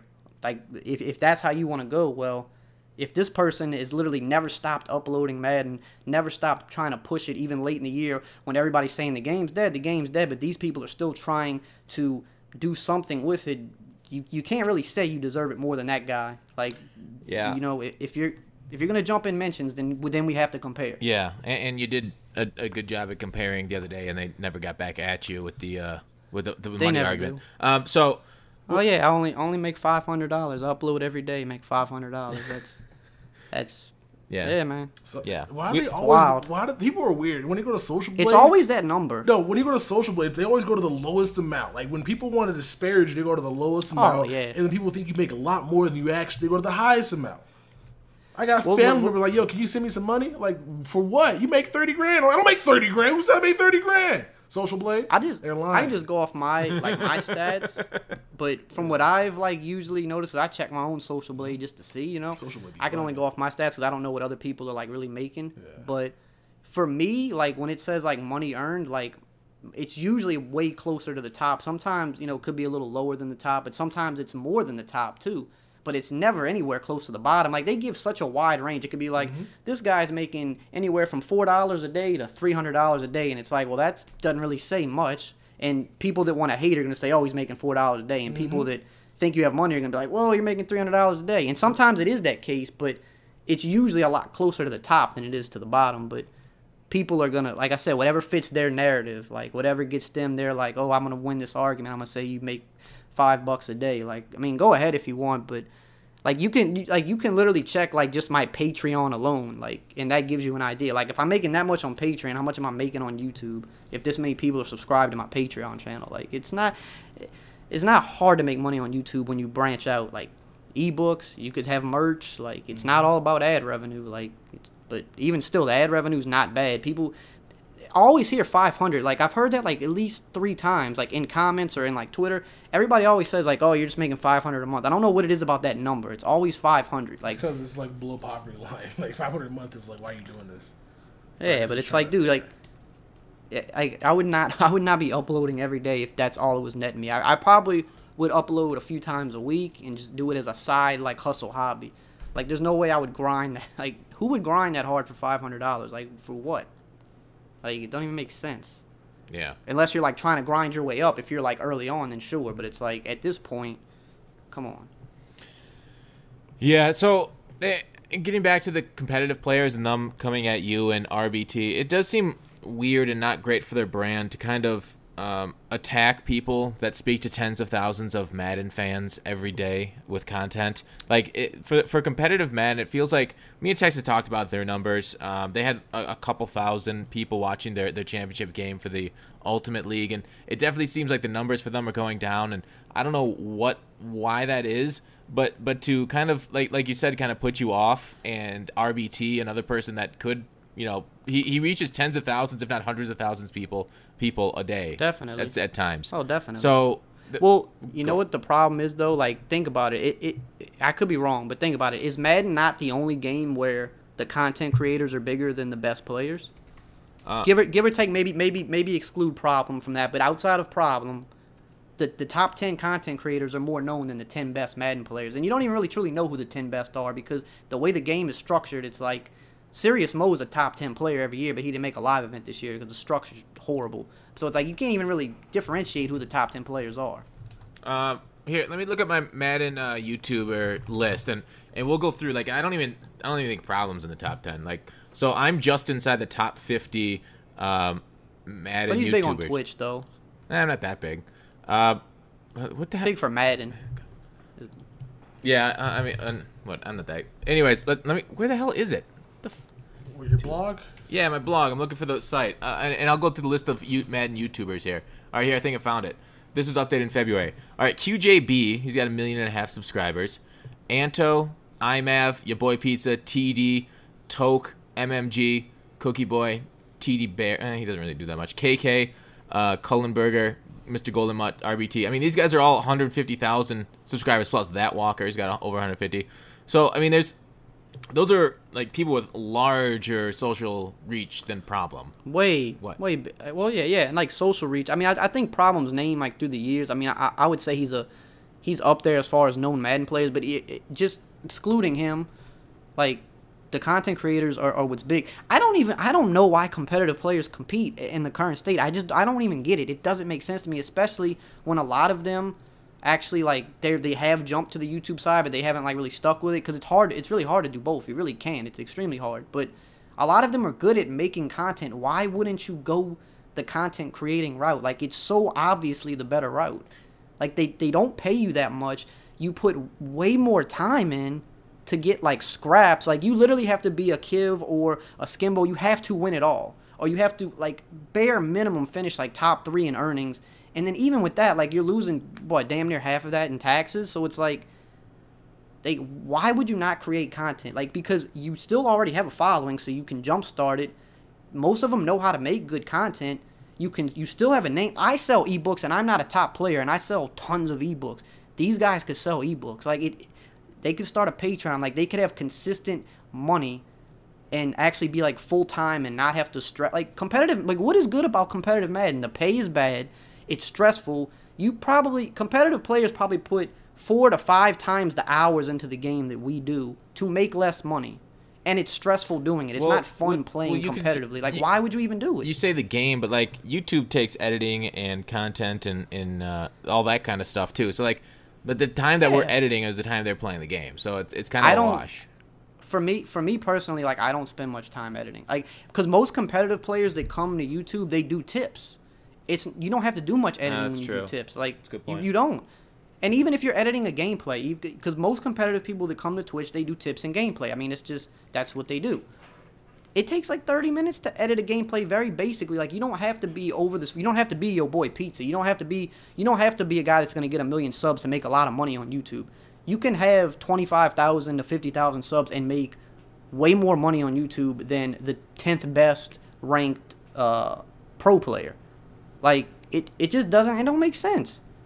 And if you want to take your editing up further and then it becomes a wash, it still becomes a wash, but you're still making more money. Yeah. So, like, I don't get it. I don't get it. Like, unless they up the pay, if they up the pay to, like, maybe 5 million, but they don't stretch it out over more people, because that's probably something they would do. Like, if they up the pay significantly, then, yeah, then there's an argument. But right now, 1 million getting split up so many different ways, like, it just don't make sense. I don't get it. I just don't get it. Yeah. And then they're salty when they don't get invited to events, and it's like, but you're not entitled to that just because you're good. You're entitled to the pay if you win, and you get that. It doesn't mean you're entitled to go to events, but if that's where you want to be, like, it seems like everything that they align with, they want money. That's why they play competitively. They don't play it just because they enjoy it. They play it more so for the money. They want to go to events. They want to give feedback. Like, why wouldn't you just go to the right? And you're good at making content. Most of them are. So why wouldn't you just go to that side? I don't. Mm-hmm. Like, what am I missing? Like, am I missing something? Because I just don't see it. Well, it is a little bit it is tough in dedication. But let's move on. We've talked enough about that. Texas, I feel like I barely heard you this pod. What's up? What? How you doing? Dog, I ain't got to say nothing. My man Ray, he on my side. I got the same pin by me competitive play. He said better than I can say. Yeah, I'm cool. I'm over here looking up how to get beta codes. Yo, check y'all spam folders, by the way, if y'all know. All right. Eric has been killing it this podcast. I've really enjoyed listening to you.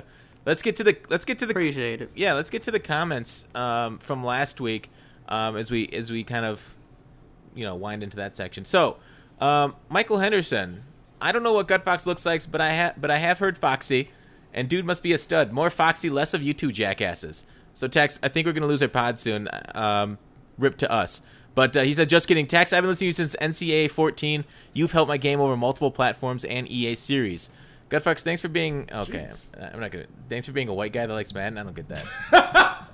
I don't know. I should read these. I should read these things before. I should filter them before I actually read them live on the podcast. I like how, because like some people when they're reading, they don't actually digest what they're saying. You got to the point where you got halfway through it. It was like, what? That's gonna happen there. Okay. You guys educate Madden in a practical manner. You guys educate on stats, teach people math, and show them the way to trick the math using a game controller and hand-eye coordination. Yes, I think I compete with you all on the field. That is the answer to the first question you asked yourselves. Thanks for everything. Okay, that wasn't a question. All right, thanks for the comment, though, Michael. Let's see. You guys acting like we didn't. We got 1 million coins for getting MUTMaster Collector. I don't know what that for. Oh, he's mad because I was like, the MUTMaster Collector was kind of stupid because there's nothing that came out of it. And he's like, you got 1 million coins for completing it. Cause that sounds like a guy that didn't have any coins starting this year of Madden with, because he's mad that we're complaining about getting 1 million coins. The coins is whatever. I'm mad that the collectible that we got was only used for something that I can't really say. But Gutfox knows why I'm mad about it. Right? The MUTMaster collectible? Yeah. The golden ticket. Because they didn't know what they're going to do with it. Yeah. We talked about last week. Yeah. That's so I don't want to because that's not public information. But let's go to get to the next question. Yeah, we don't want to tease them too much because then people interrogate us. I mean, I could just say, I could have put it on somebody else. I could just say, I asked somebody at EA, they told me this. I can't lie. You could, but you've already let on. Do not go back to the old ways of doing MUTMasters. It's better to do each master that you want versus having to do all MUTMasters to get what you really want. So, Eric, did you do MUTMaster this past year? I've never done MUTMaster. Okay. What? I don't have that kind of patience. bruh. Never. I never have. Never get will. Like this was the easiest this year to get it. I mean, you may not got the Sean Taylor collectible. It's easier to get Sean Taylor though.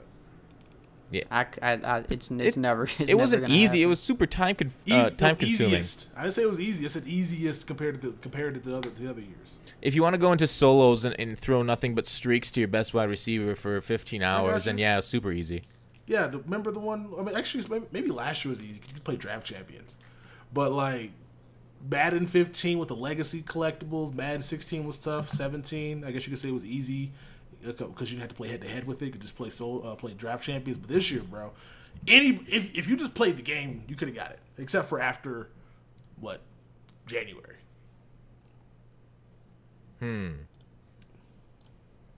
I guess. I mean, yeah. I was gonna say, so what my man's saying, he doesn't like the whole fact that you got to get a collectible to get another collectible put into a set or something else. I think that is better than what they did this year, though, because that at least rewards loyalty. Whereas this year, they just rewarded people who were playing the game, which I guess you could say is loyalty as well. But I didn't feel like I got anything from MUTMen besides a million coins, I guess, that the guys played. I got a million coins, which was good at the beginning of the year, and I got a golden ticket I'm not going to be using. So, I mean, I don't know. You're right. They could have done a lot better with it. We discussed it a lot last. I still think the 99 TO would have been cool, but like we discussed it last week. I don't know. Eric, what would be your ideal MUTMaster? How would you do it? Like in terms of like what you have to go through to obtain it. Yeah, and then what would you do with the token afterwards? Give us the whole rundown since we discussed it last week. I mean, I don't think I have like. It should be hard to get. It's just I'm just not someone that's going to put the time in and getting it. So I don't necessarily think the way you have to go about getting it is bad. It's just I'm just not willing to spend that time to do it. It definitely shouldn't be easy to give. If it was easy to get, it wouldn't be special, you know? So I don't really have like exactly like an example of what I would do. But you're saying like who would I want the player to be if I could choose that? Or yeah. See, I'm too biased because I would pick a Saints player. I don't know who would be a cool player. Like pick a loser? Ricky Marcus Williams. Just say Ricky Marcus Williams. Williams. Man. Yeah. Marcus Williams had a great year. He had one bad play. He's a loser. One bad play. He's a loser for all eternity. His play was up there with J.R. Smith for worst plays I've seen in playoff sports all year long. We can't let one play define my guy. We're going to, and he's one of the worst players I've ever seen in my life. How can you not tackle? Your job is to tackle. See, this is what's the problem with defensive backs in the league. They don't know how to tackle. You know what's funny?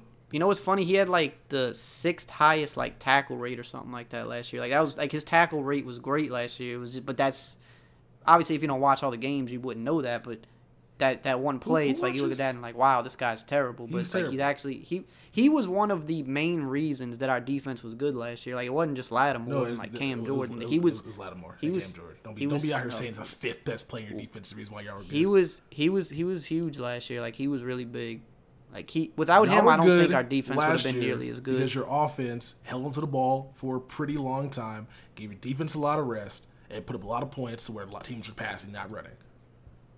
I mean, the ball control for sure helped a lot, but the defense was way better than it had been in a long time, and he was one of the reasons for it. Him, Lattimore, and I mean, Crawley's not like the best in the world, but like just having like a decent number 2 cornerback. We've never had a good number 1 cornerback, so it's like to actually have 2 guys that could hold their own and then have a good safety in the back. Like he was a big part of it.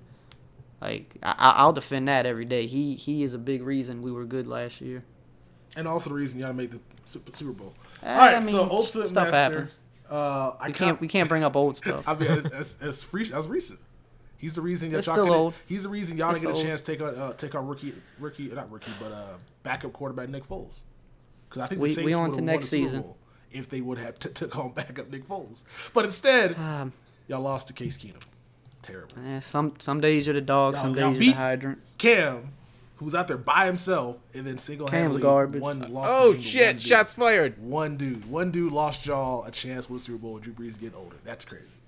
But how I would do Ultimate Master is how you did back in Madden 16. Remember the Marcus Allen?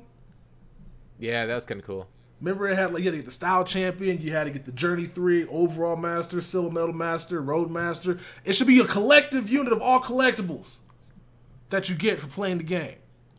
Like you can still get the cards obviously for like the top tier, like you can still get Sean Taylor, you can still get like the other master cards for like mid-season master, you can still get like all the other players. But if you want to get the best card of the best of the best, you need to get all the collectibles because that is how you reward loyalty, not just have people play the game and do dumbass objectives.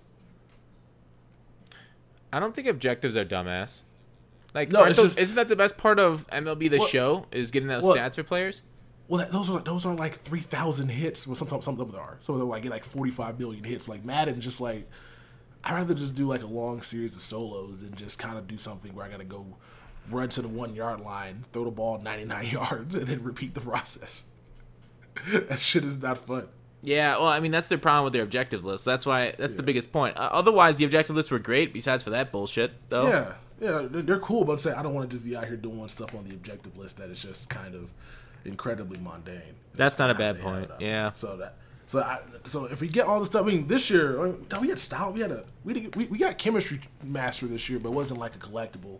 We didn't get midseason master, which was like I don't know why we didn't get that. It's kind of just a lot of promos that we had in years past we didn't get this year. So hopefully we get those in Madden 19. Hopefully they go back to the tradition of giving us what we had before, as well as incorporating some new stuff, so that way we can have a pretty amazing year when it comes to stuff that we expect. Because I hate not getting stuff that should be out in the game. Wait, what was that last part? It should be. I hate not getting stuff that we expect. Oh yeah. Wait, you hate not getting it? But why do you want something that we expect over and over again? Like just certain tradition stuff. Like mid-season, like around the mid-season, I want a mid-season update for new content when it comes to like high tier cards for Masters. Hey, remember we got like 180 cards and road to the playoffs. I don't want those. See, my big thing is keep the old cards of the game valuable. That's why I'm happy with what they did this year with the game, where we didn't really get a second gen or third gen of cards that just made it impossible to like do certain things. So I'm cool with them keeping how it is, but we still need to get like a Kim Master like we got with the Clowny last year. We still need to get the Journey collectibles, stuff like that. Like a Gauntlet Master been dope as well. We got obviously the solos and then the players at the end that gave you a 95 or higher if you're choosing, but there's no collectible that you can put into a master set. We just need to kind of go back into that whole give us the collectible for knocking out a huge completion of a set that goes into a bigger set that has better rewards. But maybe this year they'll have a better roadmap about what we're going to be exactly getting reward-wise instead of what they did this year, which is kind of just they're kind of like they're procrastinating. They're putting off the next day, into the next day, into the next day. You know, I get you. There's something I just looked up on Muthead, how many players are in each game. So I looked at the number. Madden 18 has 274 tabs. I think that's times 20 for the number of players in the game. Like, we complain about the lack of players in this game, or content in this game. Sorry, content. Madden 17 has 245. Madden 16 has 200. Madden 15 has 196. So we actually got more actual cards in 18. A lot of those are going to be power-ups. Yeah, so power-ups and Ultimate Legends set cards and stuff. It's like the actual content, they're putting more cards into the game than ever before, but it feels like less and less because of power-ups and other things. I mean, it makes sense, though, because like instead of doing the collectibles, it did a player for the flashbacks or for the Legends is all 5 players you can actually use. So we got less collectibles. So you probably check collectibles out. Check collectibles in each game, because my guess is probably a huge difference in that. Yeah, Madden 16 items, 68 item pages, but that includes coaches. Does 18 have? 18 doesn't have items though, so I can't check that. We don't have items in it. Okay, because we do have coaches. We do have other stuff. Yeah, we didn't get that many collectibles. I think probably like 30 collectibles maybe this year. It's quite a few. I'm trying to think right now. Yeah. Let's move on to the next question. Or comment. Gangsta Tex segment was epic as fuck. Great job in being that response, Fox. Dope audio. Yeah. Tex, good job last week. When you wanted to fight all the competitive players. Oh, when I was going on my rant. See, Chad John last week, man. We could have both been out here just going at it. Man, we could have tag teamed it last week. Yeah, Dubby said he could. The competitive scene could send their C- team and beat up the YouTubers. It's funny because like I guess if that's what we're doing.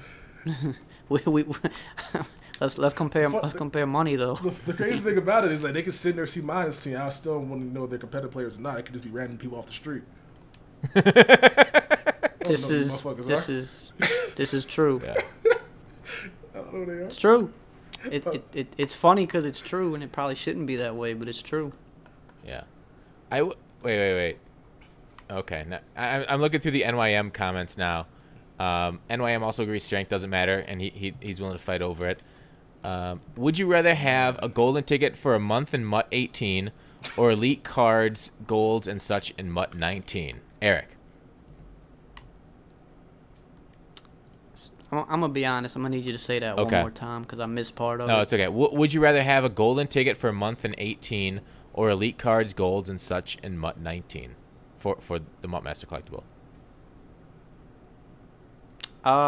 Probably for the elites for 19. 'Cause for me personally, it's like, we're good at the golden ticket right now. Like, is that many people really still playing and enjoying the game at this point?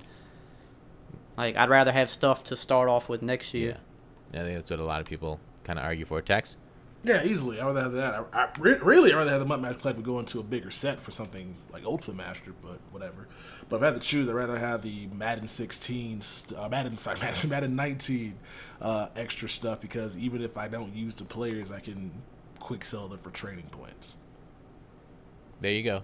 There it is. So. That's fixed next year. All right, got another. Let's see. Real quick, Fox. What do you think we'll get any other loyalty stuff going into Madden next year? Because we still got a month. So we got, you said 6.5 weeks in your video I watched earlier. So what's like? Because last year was like 10 collectibles. I think we got. What's like? When are we gonna get those? They're gonna be around right around when we get the rookie prepare stuff. Well, do you think they're gonna do anything with those legend sets that we all turned in, or sorry, everybody else turned in for golden tickets? I thought maybe they can you can do like an exchange set for collectible. I don't know, but it seems like a lot of stuff that we think they're gonna do, they're just not gonna do. So probably not. Those loyalties. So I don't know. Maybe it's just rookie premiere if they bring that in. I don't know. Really not sure. All right. So Kerry Gaines says, as far as the guy who said cut out legends, that's half the reason I play MUT. When I explain MUT to people, its enticing part is play with your favorite players today, along with your favorite players you grew up with. Eric, last week we talked about somebody mentioning, and Texas is always about using active players. Would you like MUT as much if you couldn't use, players that had retired? Or are you fine with just going with active players? If MUT didn't have legends, just for me personally, the game mode would be so much less appealing to me. Like, legends for me are a really big part of what makes MUT fun. Okay. So I wouldn't want it to be, I wouldn't want them to remove legends, no. Yeah. No, I agree with that statement. Texas, any thoughts? I mean, I think my statement was I want them out of the game until they get their likeness in. That's kind of how I feel about it. Like, the legend should feel special. Like, there was a radio show I listened to that says Tim Duncan, when he was playing, because he's a current we'll go LeBron, because LeBron's playing right now. He's absolutely getting to the Basketball Hall of Fame. He should be out there playing in a soccer jersey. Like, you know how like soccer goalies have like the different the goalies wear like a green shirt and the teams like orange and blue, but the goalies in different color shirt. That's how Hall of Famers should be looked at when they're playing, so they look a little different than their actual teammates. That's kind of how legends should be. Legends should feel special, except for these guys that look terrible and don't have any of their like Ed Dixon, for example. Is that Ed Dixon? No, what's that boy's name? Eric Dickerson. Like, he should look like he did play in real life. The Jerry Curl, the goggles, and Madden, he just looks like a regular ass running back, tall as hell. No, that's true. Like, make these players look like they're supposed to look, and then I think people will be more enticed to actually pick them up, because the whole aesthetic looks great. Like, I'm not gonna pick a legend up that has the same stats as Garrett Blunt, unless he looks like himself. That's how I feel about it. So. I think with Madden, though, it's like, even if it doesn't look exactly like him, like, just the fact that you think you're playing with him, I think for most people, judging by my comments, especially these past few days, like, Madden is, like, so cosmetic for people.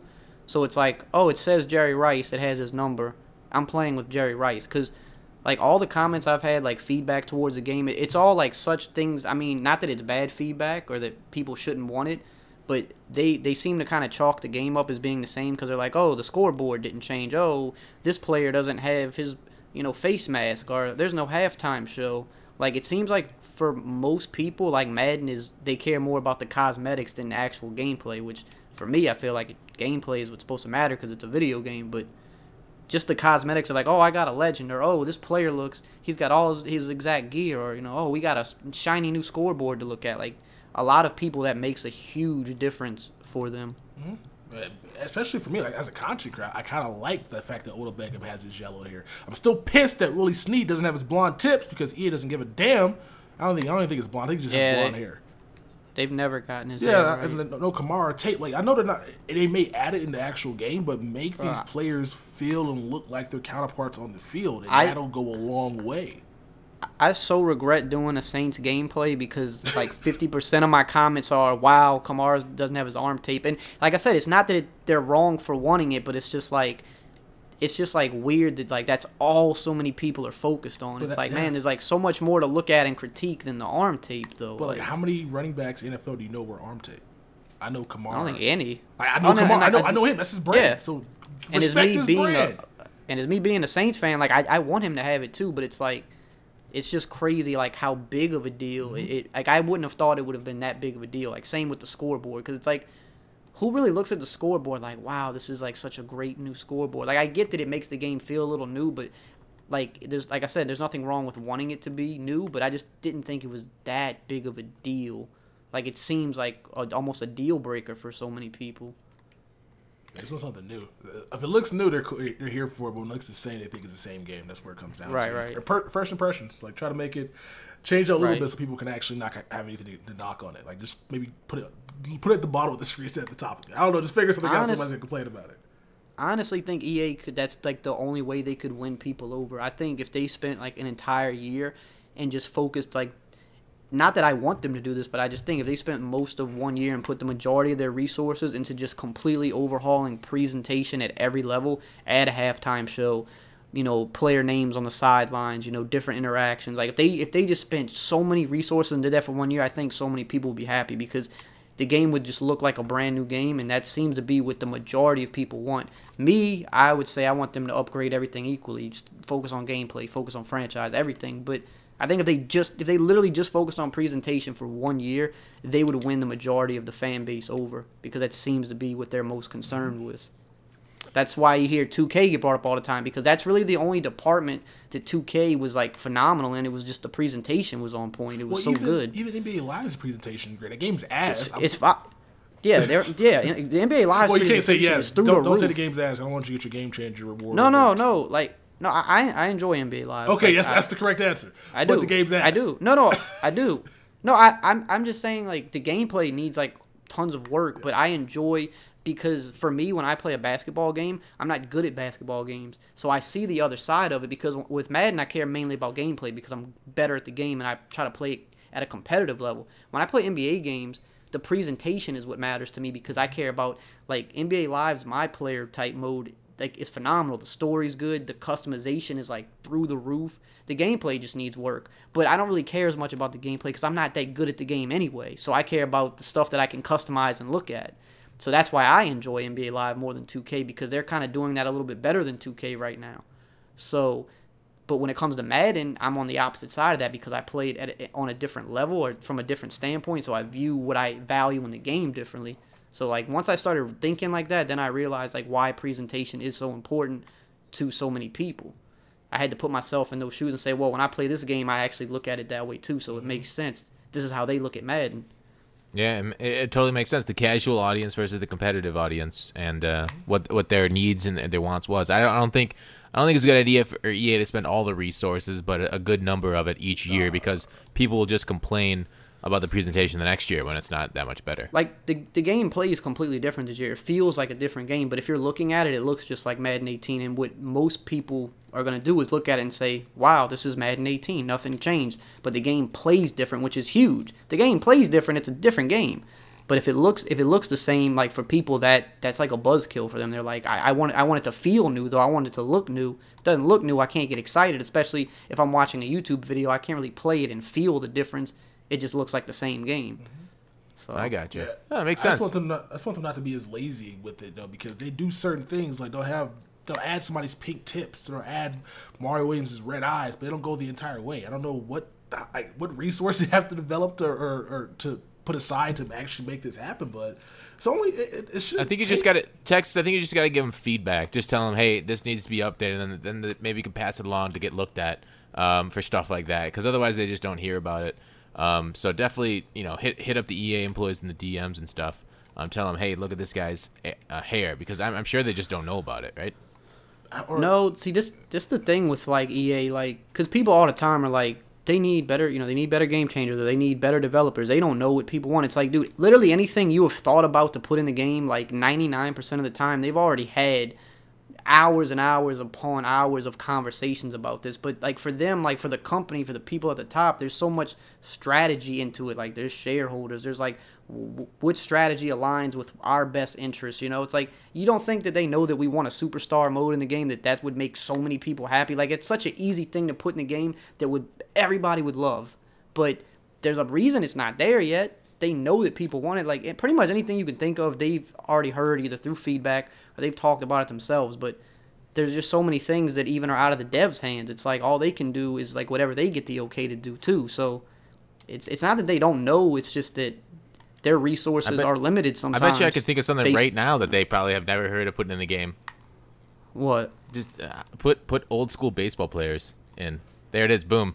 They've never heard that feedback before.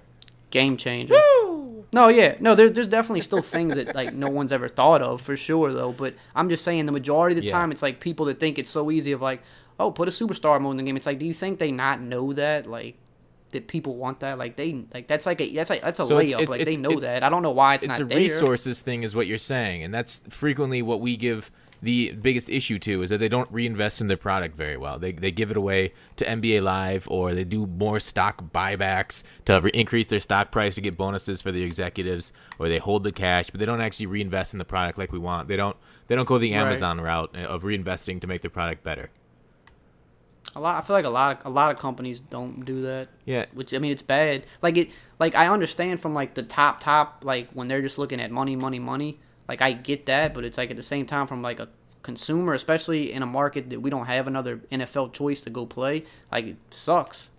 But I mean, it's like my whole thing is like always trying to get the message across that it's like it's not the developers. Like the developers want all the same cool stuff we do. Like they like the game just as much as we do, but it's like they don't have all the control. Like they still have people to answer to. Yeah. Hey, one question from Osiris, the guy that we all ripped our footage from for Madden 19 at the EA Play.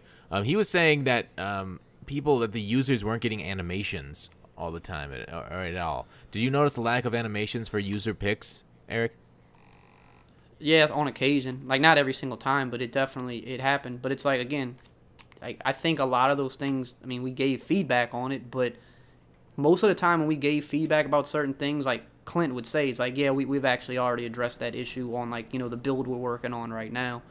But yeah, I mean, definitely there were times where they didn't animate, and it was the same for even on offense. A few times I saw that happen, and we reported all of that. But I don't think most of that's going to be an issue when the game drops. I mean, I'm not going to say it's not going to ever happen because the game's not perfect. I'm sure it will still happen sometimes, but hopefully less than it was happening. I got you. Nice. Did you play Madden Mobile this year? No, but you know what? Being at EA Play, I was talking to a lot of the Madden Mobile guys. Like, they were all, like, really cool guys. And they were, the Madden Mobile looks so real this year because it's, like, it's supposedly, like, Madden 17 on, like, PS3 or 360, like, graphics. But for a mobile game, that's, like, it's such a huge upgrade. Like, I actually am going to probably try to get into it this year. Like, we were playing with them, and they have, like, a new kind of mode to it that's kind of like a fantasy scoring system, like, where you just play offense. It's kind of weird. Like, it's hard to explain, but it's so much fun. Yeah. Daddy Vids, and maybe this is going more towards Texas, then he hated Madden Mobile's power-up system. That's why he stopped playing. Are people going to hate this power-up system, Tex? I don't think they're going to hate it. I think it all depends on exactly what the quick sell amount is, and if it's if there's, like, cards that are worth upgrading, because like, so let's say like how it is this year, there's no point in powering up an 85 and going to an 86 unless he meets a certain threshold that you want on your team that allows you to get him with secure tackler. But I feel like the power up system this year is still going to be what it was last year, except for now you can just get out of it more so than often. So I don't think they're going to hate it. I just think they're going to realize there's a lot of cards in this game that are kind of useless, yeah. Which is where it comes down to. You're going to see, okay, I powered up this player, but he doesn't meet any of the thresholds, or he doesn't get anything that I can actually use with him that benefits my team, so I'm going to go ahead and downgrade him. So you're going to probably see a lot more high-end cards being powered up than you are going to be seeing low-end cards until a better card comes out. I got you, but the low-end cards will need to be powered up for chem purposes. Yeah, chem purposes, and but even then, you might as well just go ahead and use your training points on the 85 as opposed to going to 86. Because I don't know when we're gonna find out more information about like when we can get secure tackler or when we can get conductor or gunslinger. Hopefully, maybe this is how they can wear this man on offense. Your quarterback can only use conductor if he has like 90 awareness. Maybe that'd be the way to go. How to I make think it work, they said that something like that. They're gonna do it based on thresholds. Yeah, so that'd be kind of cool to be able to see that. But we gotta wait and see exactly what it is. Like if everything is easy to get because the thresholds are lower, then you're gonna be seeing a lot of cars, which is gonna be good for gameplay, and people are gonna have to be powering up their team. But what the EA cannot do is force you to power up players, which is what people don't want. So as long as they don't force you to power up players, you can still compete, which is gonna be tough. I think people are gonna be kind of happy about it. Yeah. Hey, Eric, what was you guys' feedback about Red Chems this year? Oh, you mean like the special abilities? Yeah. I mean, we definitely, like, during, like, even before EA Play, there was, like, other feedback sessions. We definitely, like, gave them feedback on, like, ones we thought probably should be removed, and we gave them feedback on even ones they could add. Which ones did you tell I'm them not to sure. remove? If you said secure tackler, I'm kicking you off this podcast forever. No. Secure tacklers. I like secure Okay, I was tacklers. gonna say, I think Playmaker? the one that. No, I mean I Playmaker's like it's a touchy one because like it is kind of overpowered, but I do like it too. But I didn't tell him to remove Playmaker. There was, which one was it? It's the one where the guy rushes and when he gets close to your QB, he can force him into like a bad pass just being near him. Yeah, like that's stupid. Or like footsteps, even though like technically like yeah in real life like sometimes people hear footsteps and drop the ball, but it's like it's just too dice rolly to have something like that in Madden. Well, like secure tackle is fine. It just makes you a secure tackler. Yeah, you understand that like, these things are already in the game. It's just increased probability of them happening. Yeah, I mean, to be honest, I've never really fully understood how the abilities work. Like, if it just, like you said, if it's already in there and it just kind of, like, boosts them up. Yeah. Because it's like, I mean, like, Playmaker's in the game already, but it's way different when you have the ability, clearly. Yeah. So, yeah, I guess you're right. But, I mean, for the most part, I like abilities because I feel like that it adds to MUT. Like, it makes MUT different than other game modes. Like, it's, like, I don't know. I like abilities, but some of them are just a little ridiculous. And I don't like we obviously gave the feedback, and they know this. Like, I don't like when there's something broken in the game, and it's like, oh, we'll just get this ability, and you don't have to worry about it. Like, that's shitty. Like, that shouldn't be. I shouldn't have to get unfakeable because people are juking out my user in good position. Like, that's shitty. Like, they probably could have figured a way to fix that and not, like, capitalize off the ability. Well, they did fix it. It is what it is. Yeah. A couple months later. Not completely.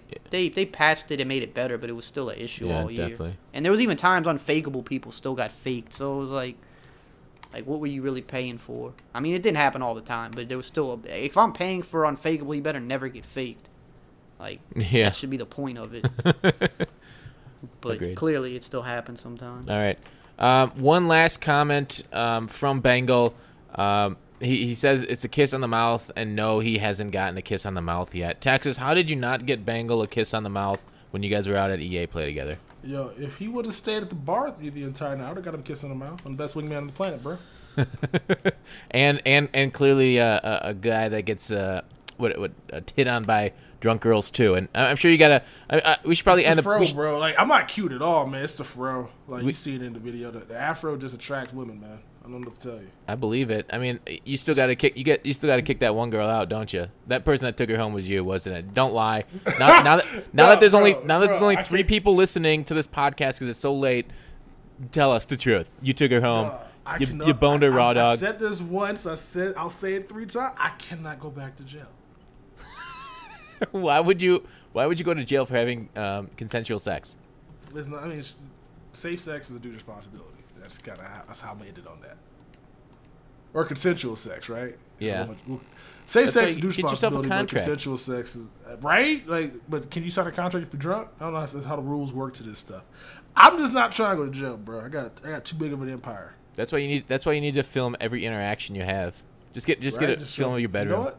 All right, next time I'm wear the spectacles I got, bro. I'll just send you the footage, and then boom, perfect. Yeah, and then we'll be good to go. You be my lawyer and retainer. Yeah. Tex, you want to wrap it up, or Eric? Anything else you want to talk about before we head out? Mr. Eric, anything else you got to say? Is there anything else? Is there anything else we need to talk about? Well, hey, what's your summer plans? What kind of content you doing? All 19 stuff? As far as the yeah, pretty much. I think I'm done with 18 for the year because it's just like I have a lot of 19 content, and then even still, once I run out of that, it's like there's so many things that I want to talk about. Like I'm kind of getting bigger into like doing videos where it's more like a think piece video, and there's just like there's stuff for you to look at, but I'm just talking about something. I like doing those videos. Yeah, me too. And they seem to perform well, so that's gonna be it until the game comes out. It's like no one's really that interested in Madden 18 at this point, so I'm gonna put out my exclusive stuff. And then there's just tons of other stuff I want to talk about. And there'll be more news coming out, too. You know, we still have the regular cover athlete, the ratings, and whatever have you. Is that Antonio Brown? I don't know. I saw, like, whatever it was, but it was, like, something, like, with his dad or something. So, I mean, I don't know. I don't know why his dad would tweet that if it wasn't the case. But, like, they're like, so hush-hush about everything. Like, they wouldn't. Like, I was trying to find out who was on the cover of NBA Live. I'm like, is it Anthony Davis? Like, just tell me. Let me know if it's Anthony Davis. And they're just like, they're so hush-hush about things. Yeah. With, like, good reason because they got rollout plans for stuff. But I don't know. I mean, if his dad tweeted that, like, it definitely looks like it would be him. But I can't confirm it. I would assume yes, though. Yeah. It's really weird, though, considering he said he isn't like really being famous. So why is he going to be on the cover of Madden who doesn't like being famous? I don't know if you saw that thing he did in the Steelers locker room. He said, I go out to the store, people will come up to me. I'm like, he was just complaining about the luxury of being recognized as an NFL player, which is, like, hard to do. Money talks, though. If they're going to pay I understand him to be on the that, cover. but, like, bro, my man was mad. He was just tired of it. Like, he seems sick of just being in this position that he's in. But I mean, when you're great, that's what happens. But it just seems like, why would you want to be more public to the world if you don't want that type of attention? I don't think him being on the cover would make him more famous, though. Like football fans know who he is, and the money's going to be there. But, I mean, I get what you're saying. There might be, I guess by default, there's going to be some more people that know more about you maybe than they did. Yeah, but it's going to be posters around like GameStops, around storefronts, around Walmart with Antonio Brown with his weird-ass New Jack City haircut on it. Yeah, but, I mean, you're in a helmet, though, so it's like people that don't know you already. He's not going to wear a helmet. You don't think so? Nah, the cover's gonna be a helmet, but like the promotions, that's gonna be in a helmet. Oh, yeah, no, you're right. Yeah, I mean, like I said, money. I think money solves a lot of issues for people. Yeah. Or maybe not solves them, but it's too tempting to pass up. A lot of the stuff. Yeah. It would be cool though, man. Like it's been a well, no, it hasn't been that long since we had a wide receiver on the cover. I was hoping it was gonna be a defensive player. I was kind of hoping for Kamara too, because I was like, well. Last time we had a rookie blow up really big was like Odell, and he got on the cover, so I was hoping Kamara had. Yeah, it's in a different market. Maybe. Yeah, he broke it's in New York City. Yeah. No, that's. And that was because the EA higher ups hit up Rex, came on our podcast and said, "Yo, we want this in the game next year." Because he wasn't, the Odell Beckham catch wasn't in Madden, 15? But I'm trying to think, why would it be a wide receiver? Because two things. Because a lot of times it seems like the cover athlete kind of aligns with, like, something new in the game, or it's like, okay, Brady was on the GOAT edition, so that made sense. But it's like, you already got T.O. on the Hall of Fame cover. He's a wide receiver.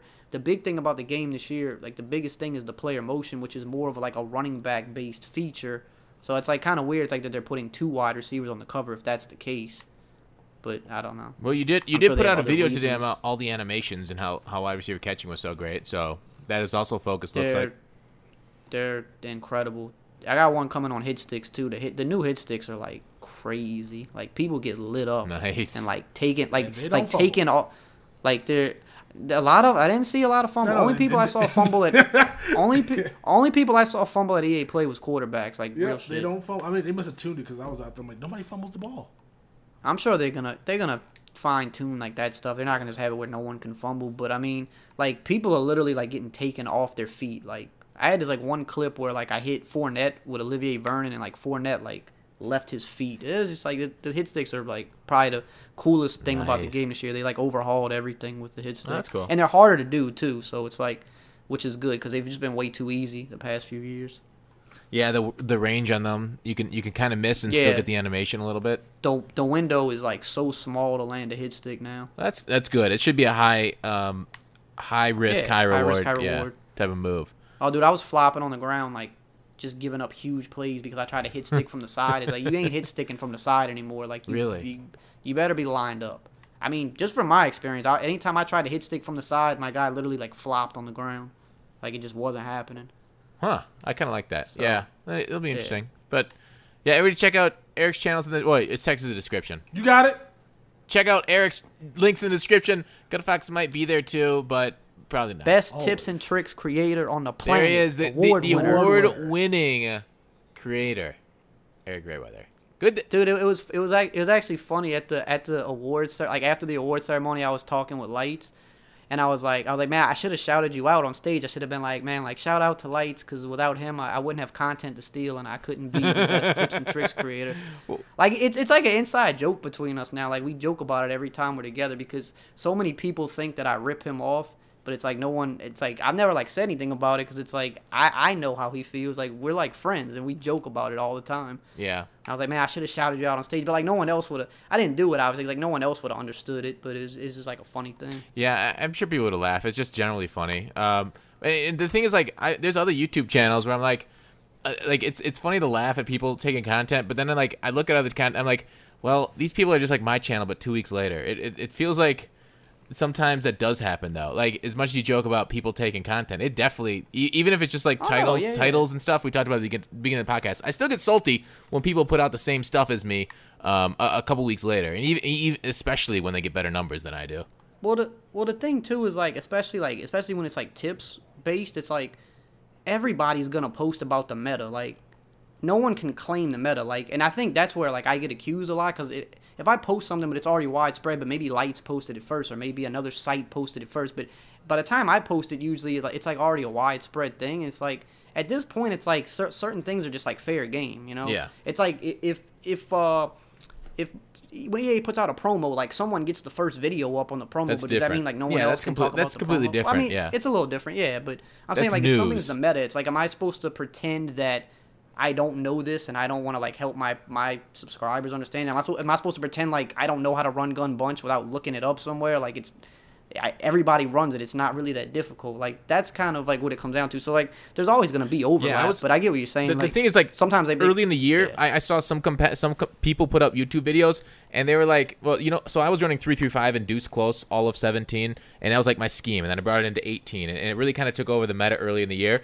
And then people were creating YouTube videos saying, hey, this is Problems 335 that he's running. And I'm like, no, son of a bitch, I was running this first. I put out videos on this first. Like, literally the start of 18. And in 17, I put out how to run it, too. And it's essentially the same way running it in 18. And everybody's like, it's Problems D. I'm like, well, that's another reason. That's another reason why it's like it's goofy when people are like, oh, you're stealing this or stealing that. And it's like meta-based, because most of this stuff, no one even knows where it originated. Yeah. No one knows. Like, I've had people say, like I've posted, like, everybody posted about 335 last year because it became so big. It's like, well, if it's good and we post about tips, we're going to let our subscribers know. So it's like, I posted about 335 at some point, and someone was like, you took this from this YouTuber. And it's like, of course, a YouTuber I've never heard of. It's always the case. And it's like, well, the thing is, it's like, you don't even know that, like, that YouTuber's not the one that came up with this. Like, he probably got that from one of the competitive players that were running it. And it's like you said, you could have been the first person to put the video out, but if everybody sees Problem running it, like, or Skimbo running something, they're going to get the credit.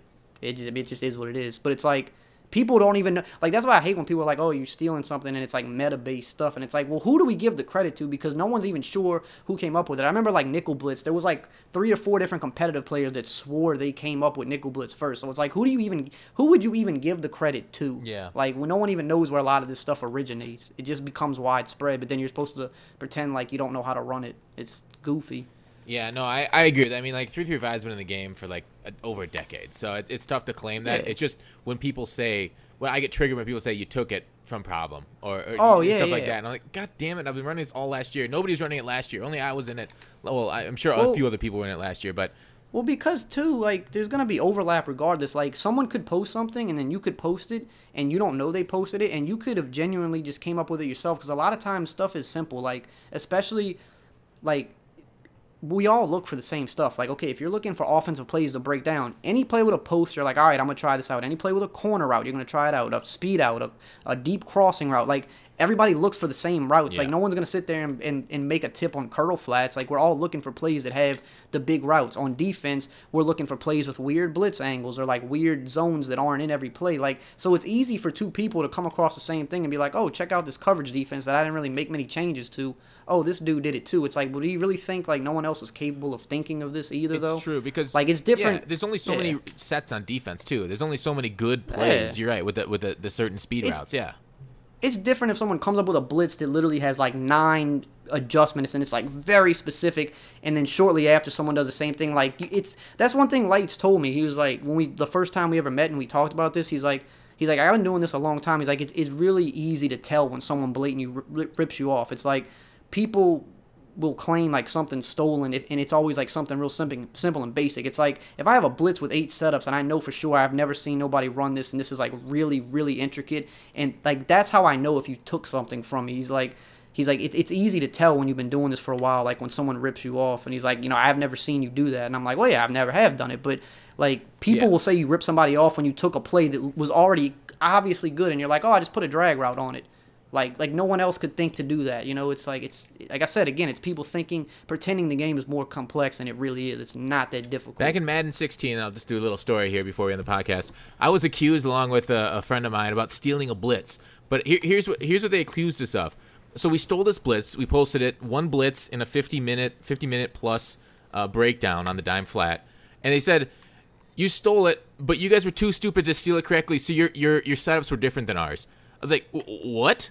So, well, then maybe that means my setup was my own. Yeah, it's like, how did we steal it if our setups are different? How do you steal it wrong? Yeah, what? But that's the thing. Everybody is so like, because aside from people wanting to say you just stole something, like everybody wants that, like, this is me, I came up with this. So it's like I've had that literally happen too, where I took something, ran it differently, and someone would comment and be like, you took this from me, and it's like always like a smaller YouTuber trying to get like some attention, and I'm like, all right, I'm always interested, so I go, I click, I watch it, and it's literally like, you made 2 setups, I made 2 setups that were completely different than your 2 setups, it might be some cases I made 3 setups, like I set it up completely different than you, but some people want the attention so bad that it's like just the fact that you broke down the same play, even if you did it completely different, the fact that you did the same play, they're gonna pretend that you took it from them, because like for them it's like an ego thing, like, no, I knew about this play first, you took it from me. Like it's an attention. It's a lot of ego in the Madden community. Oh, totally.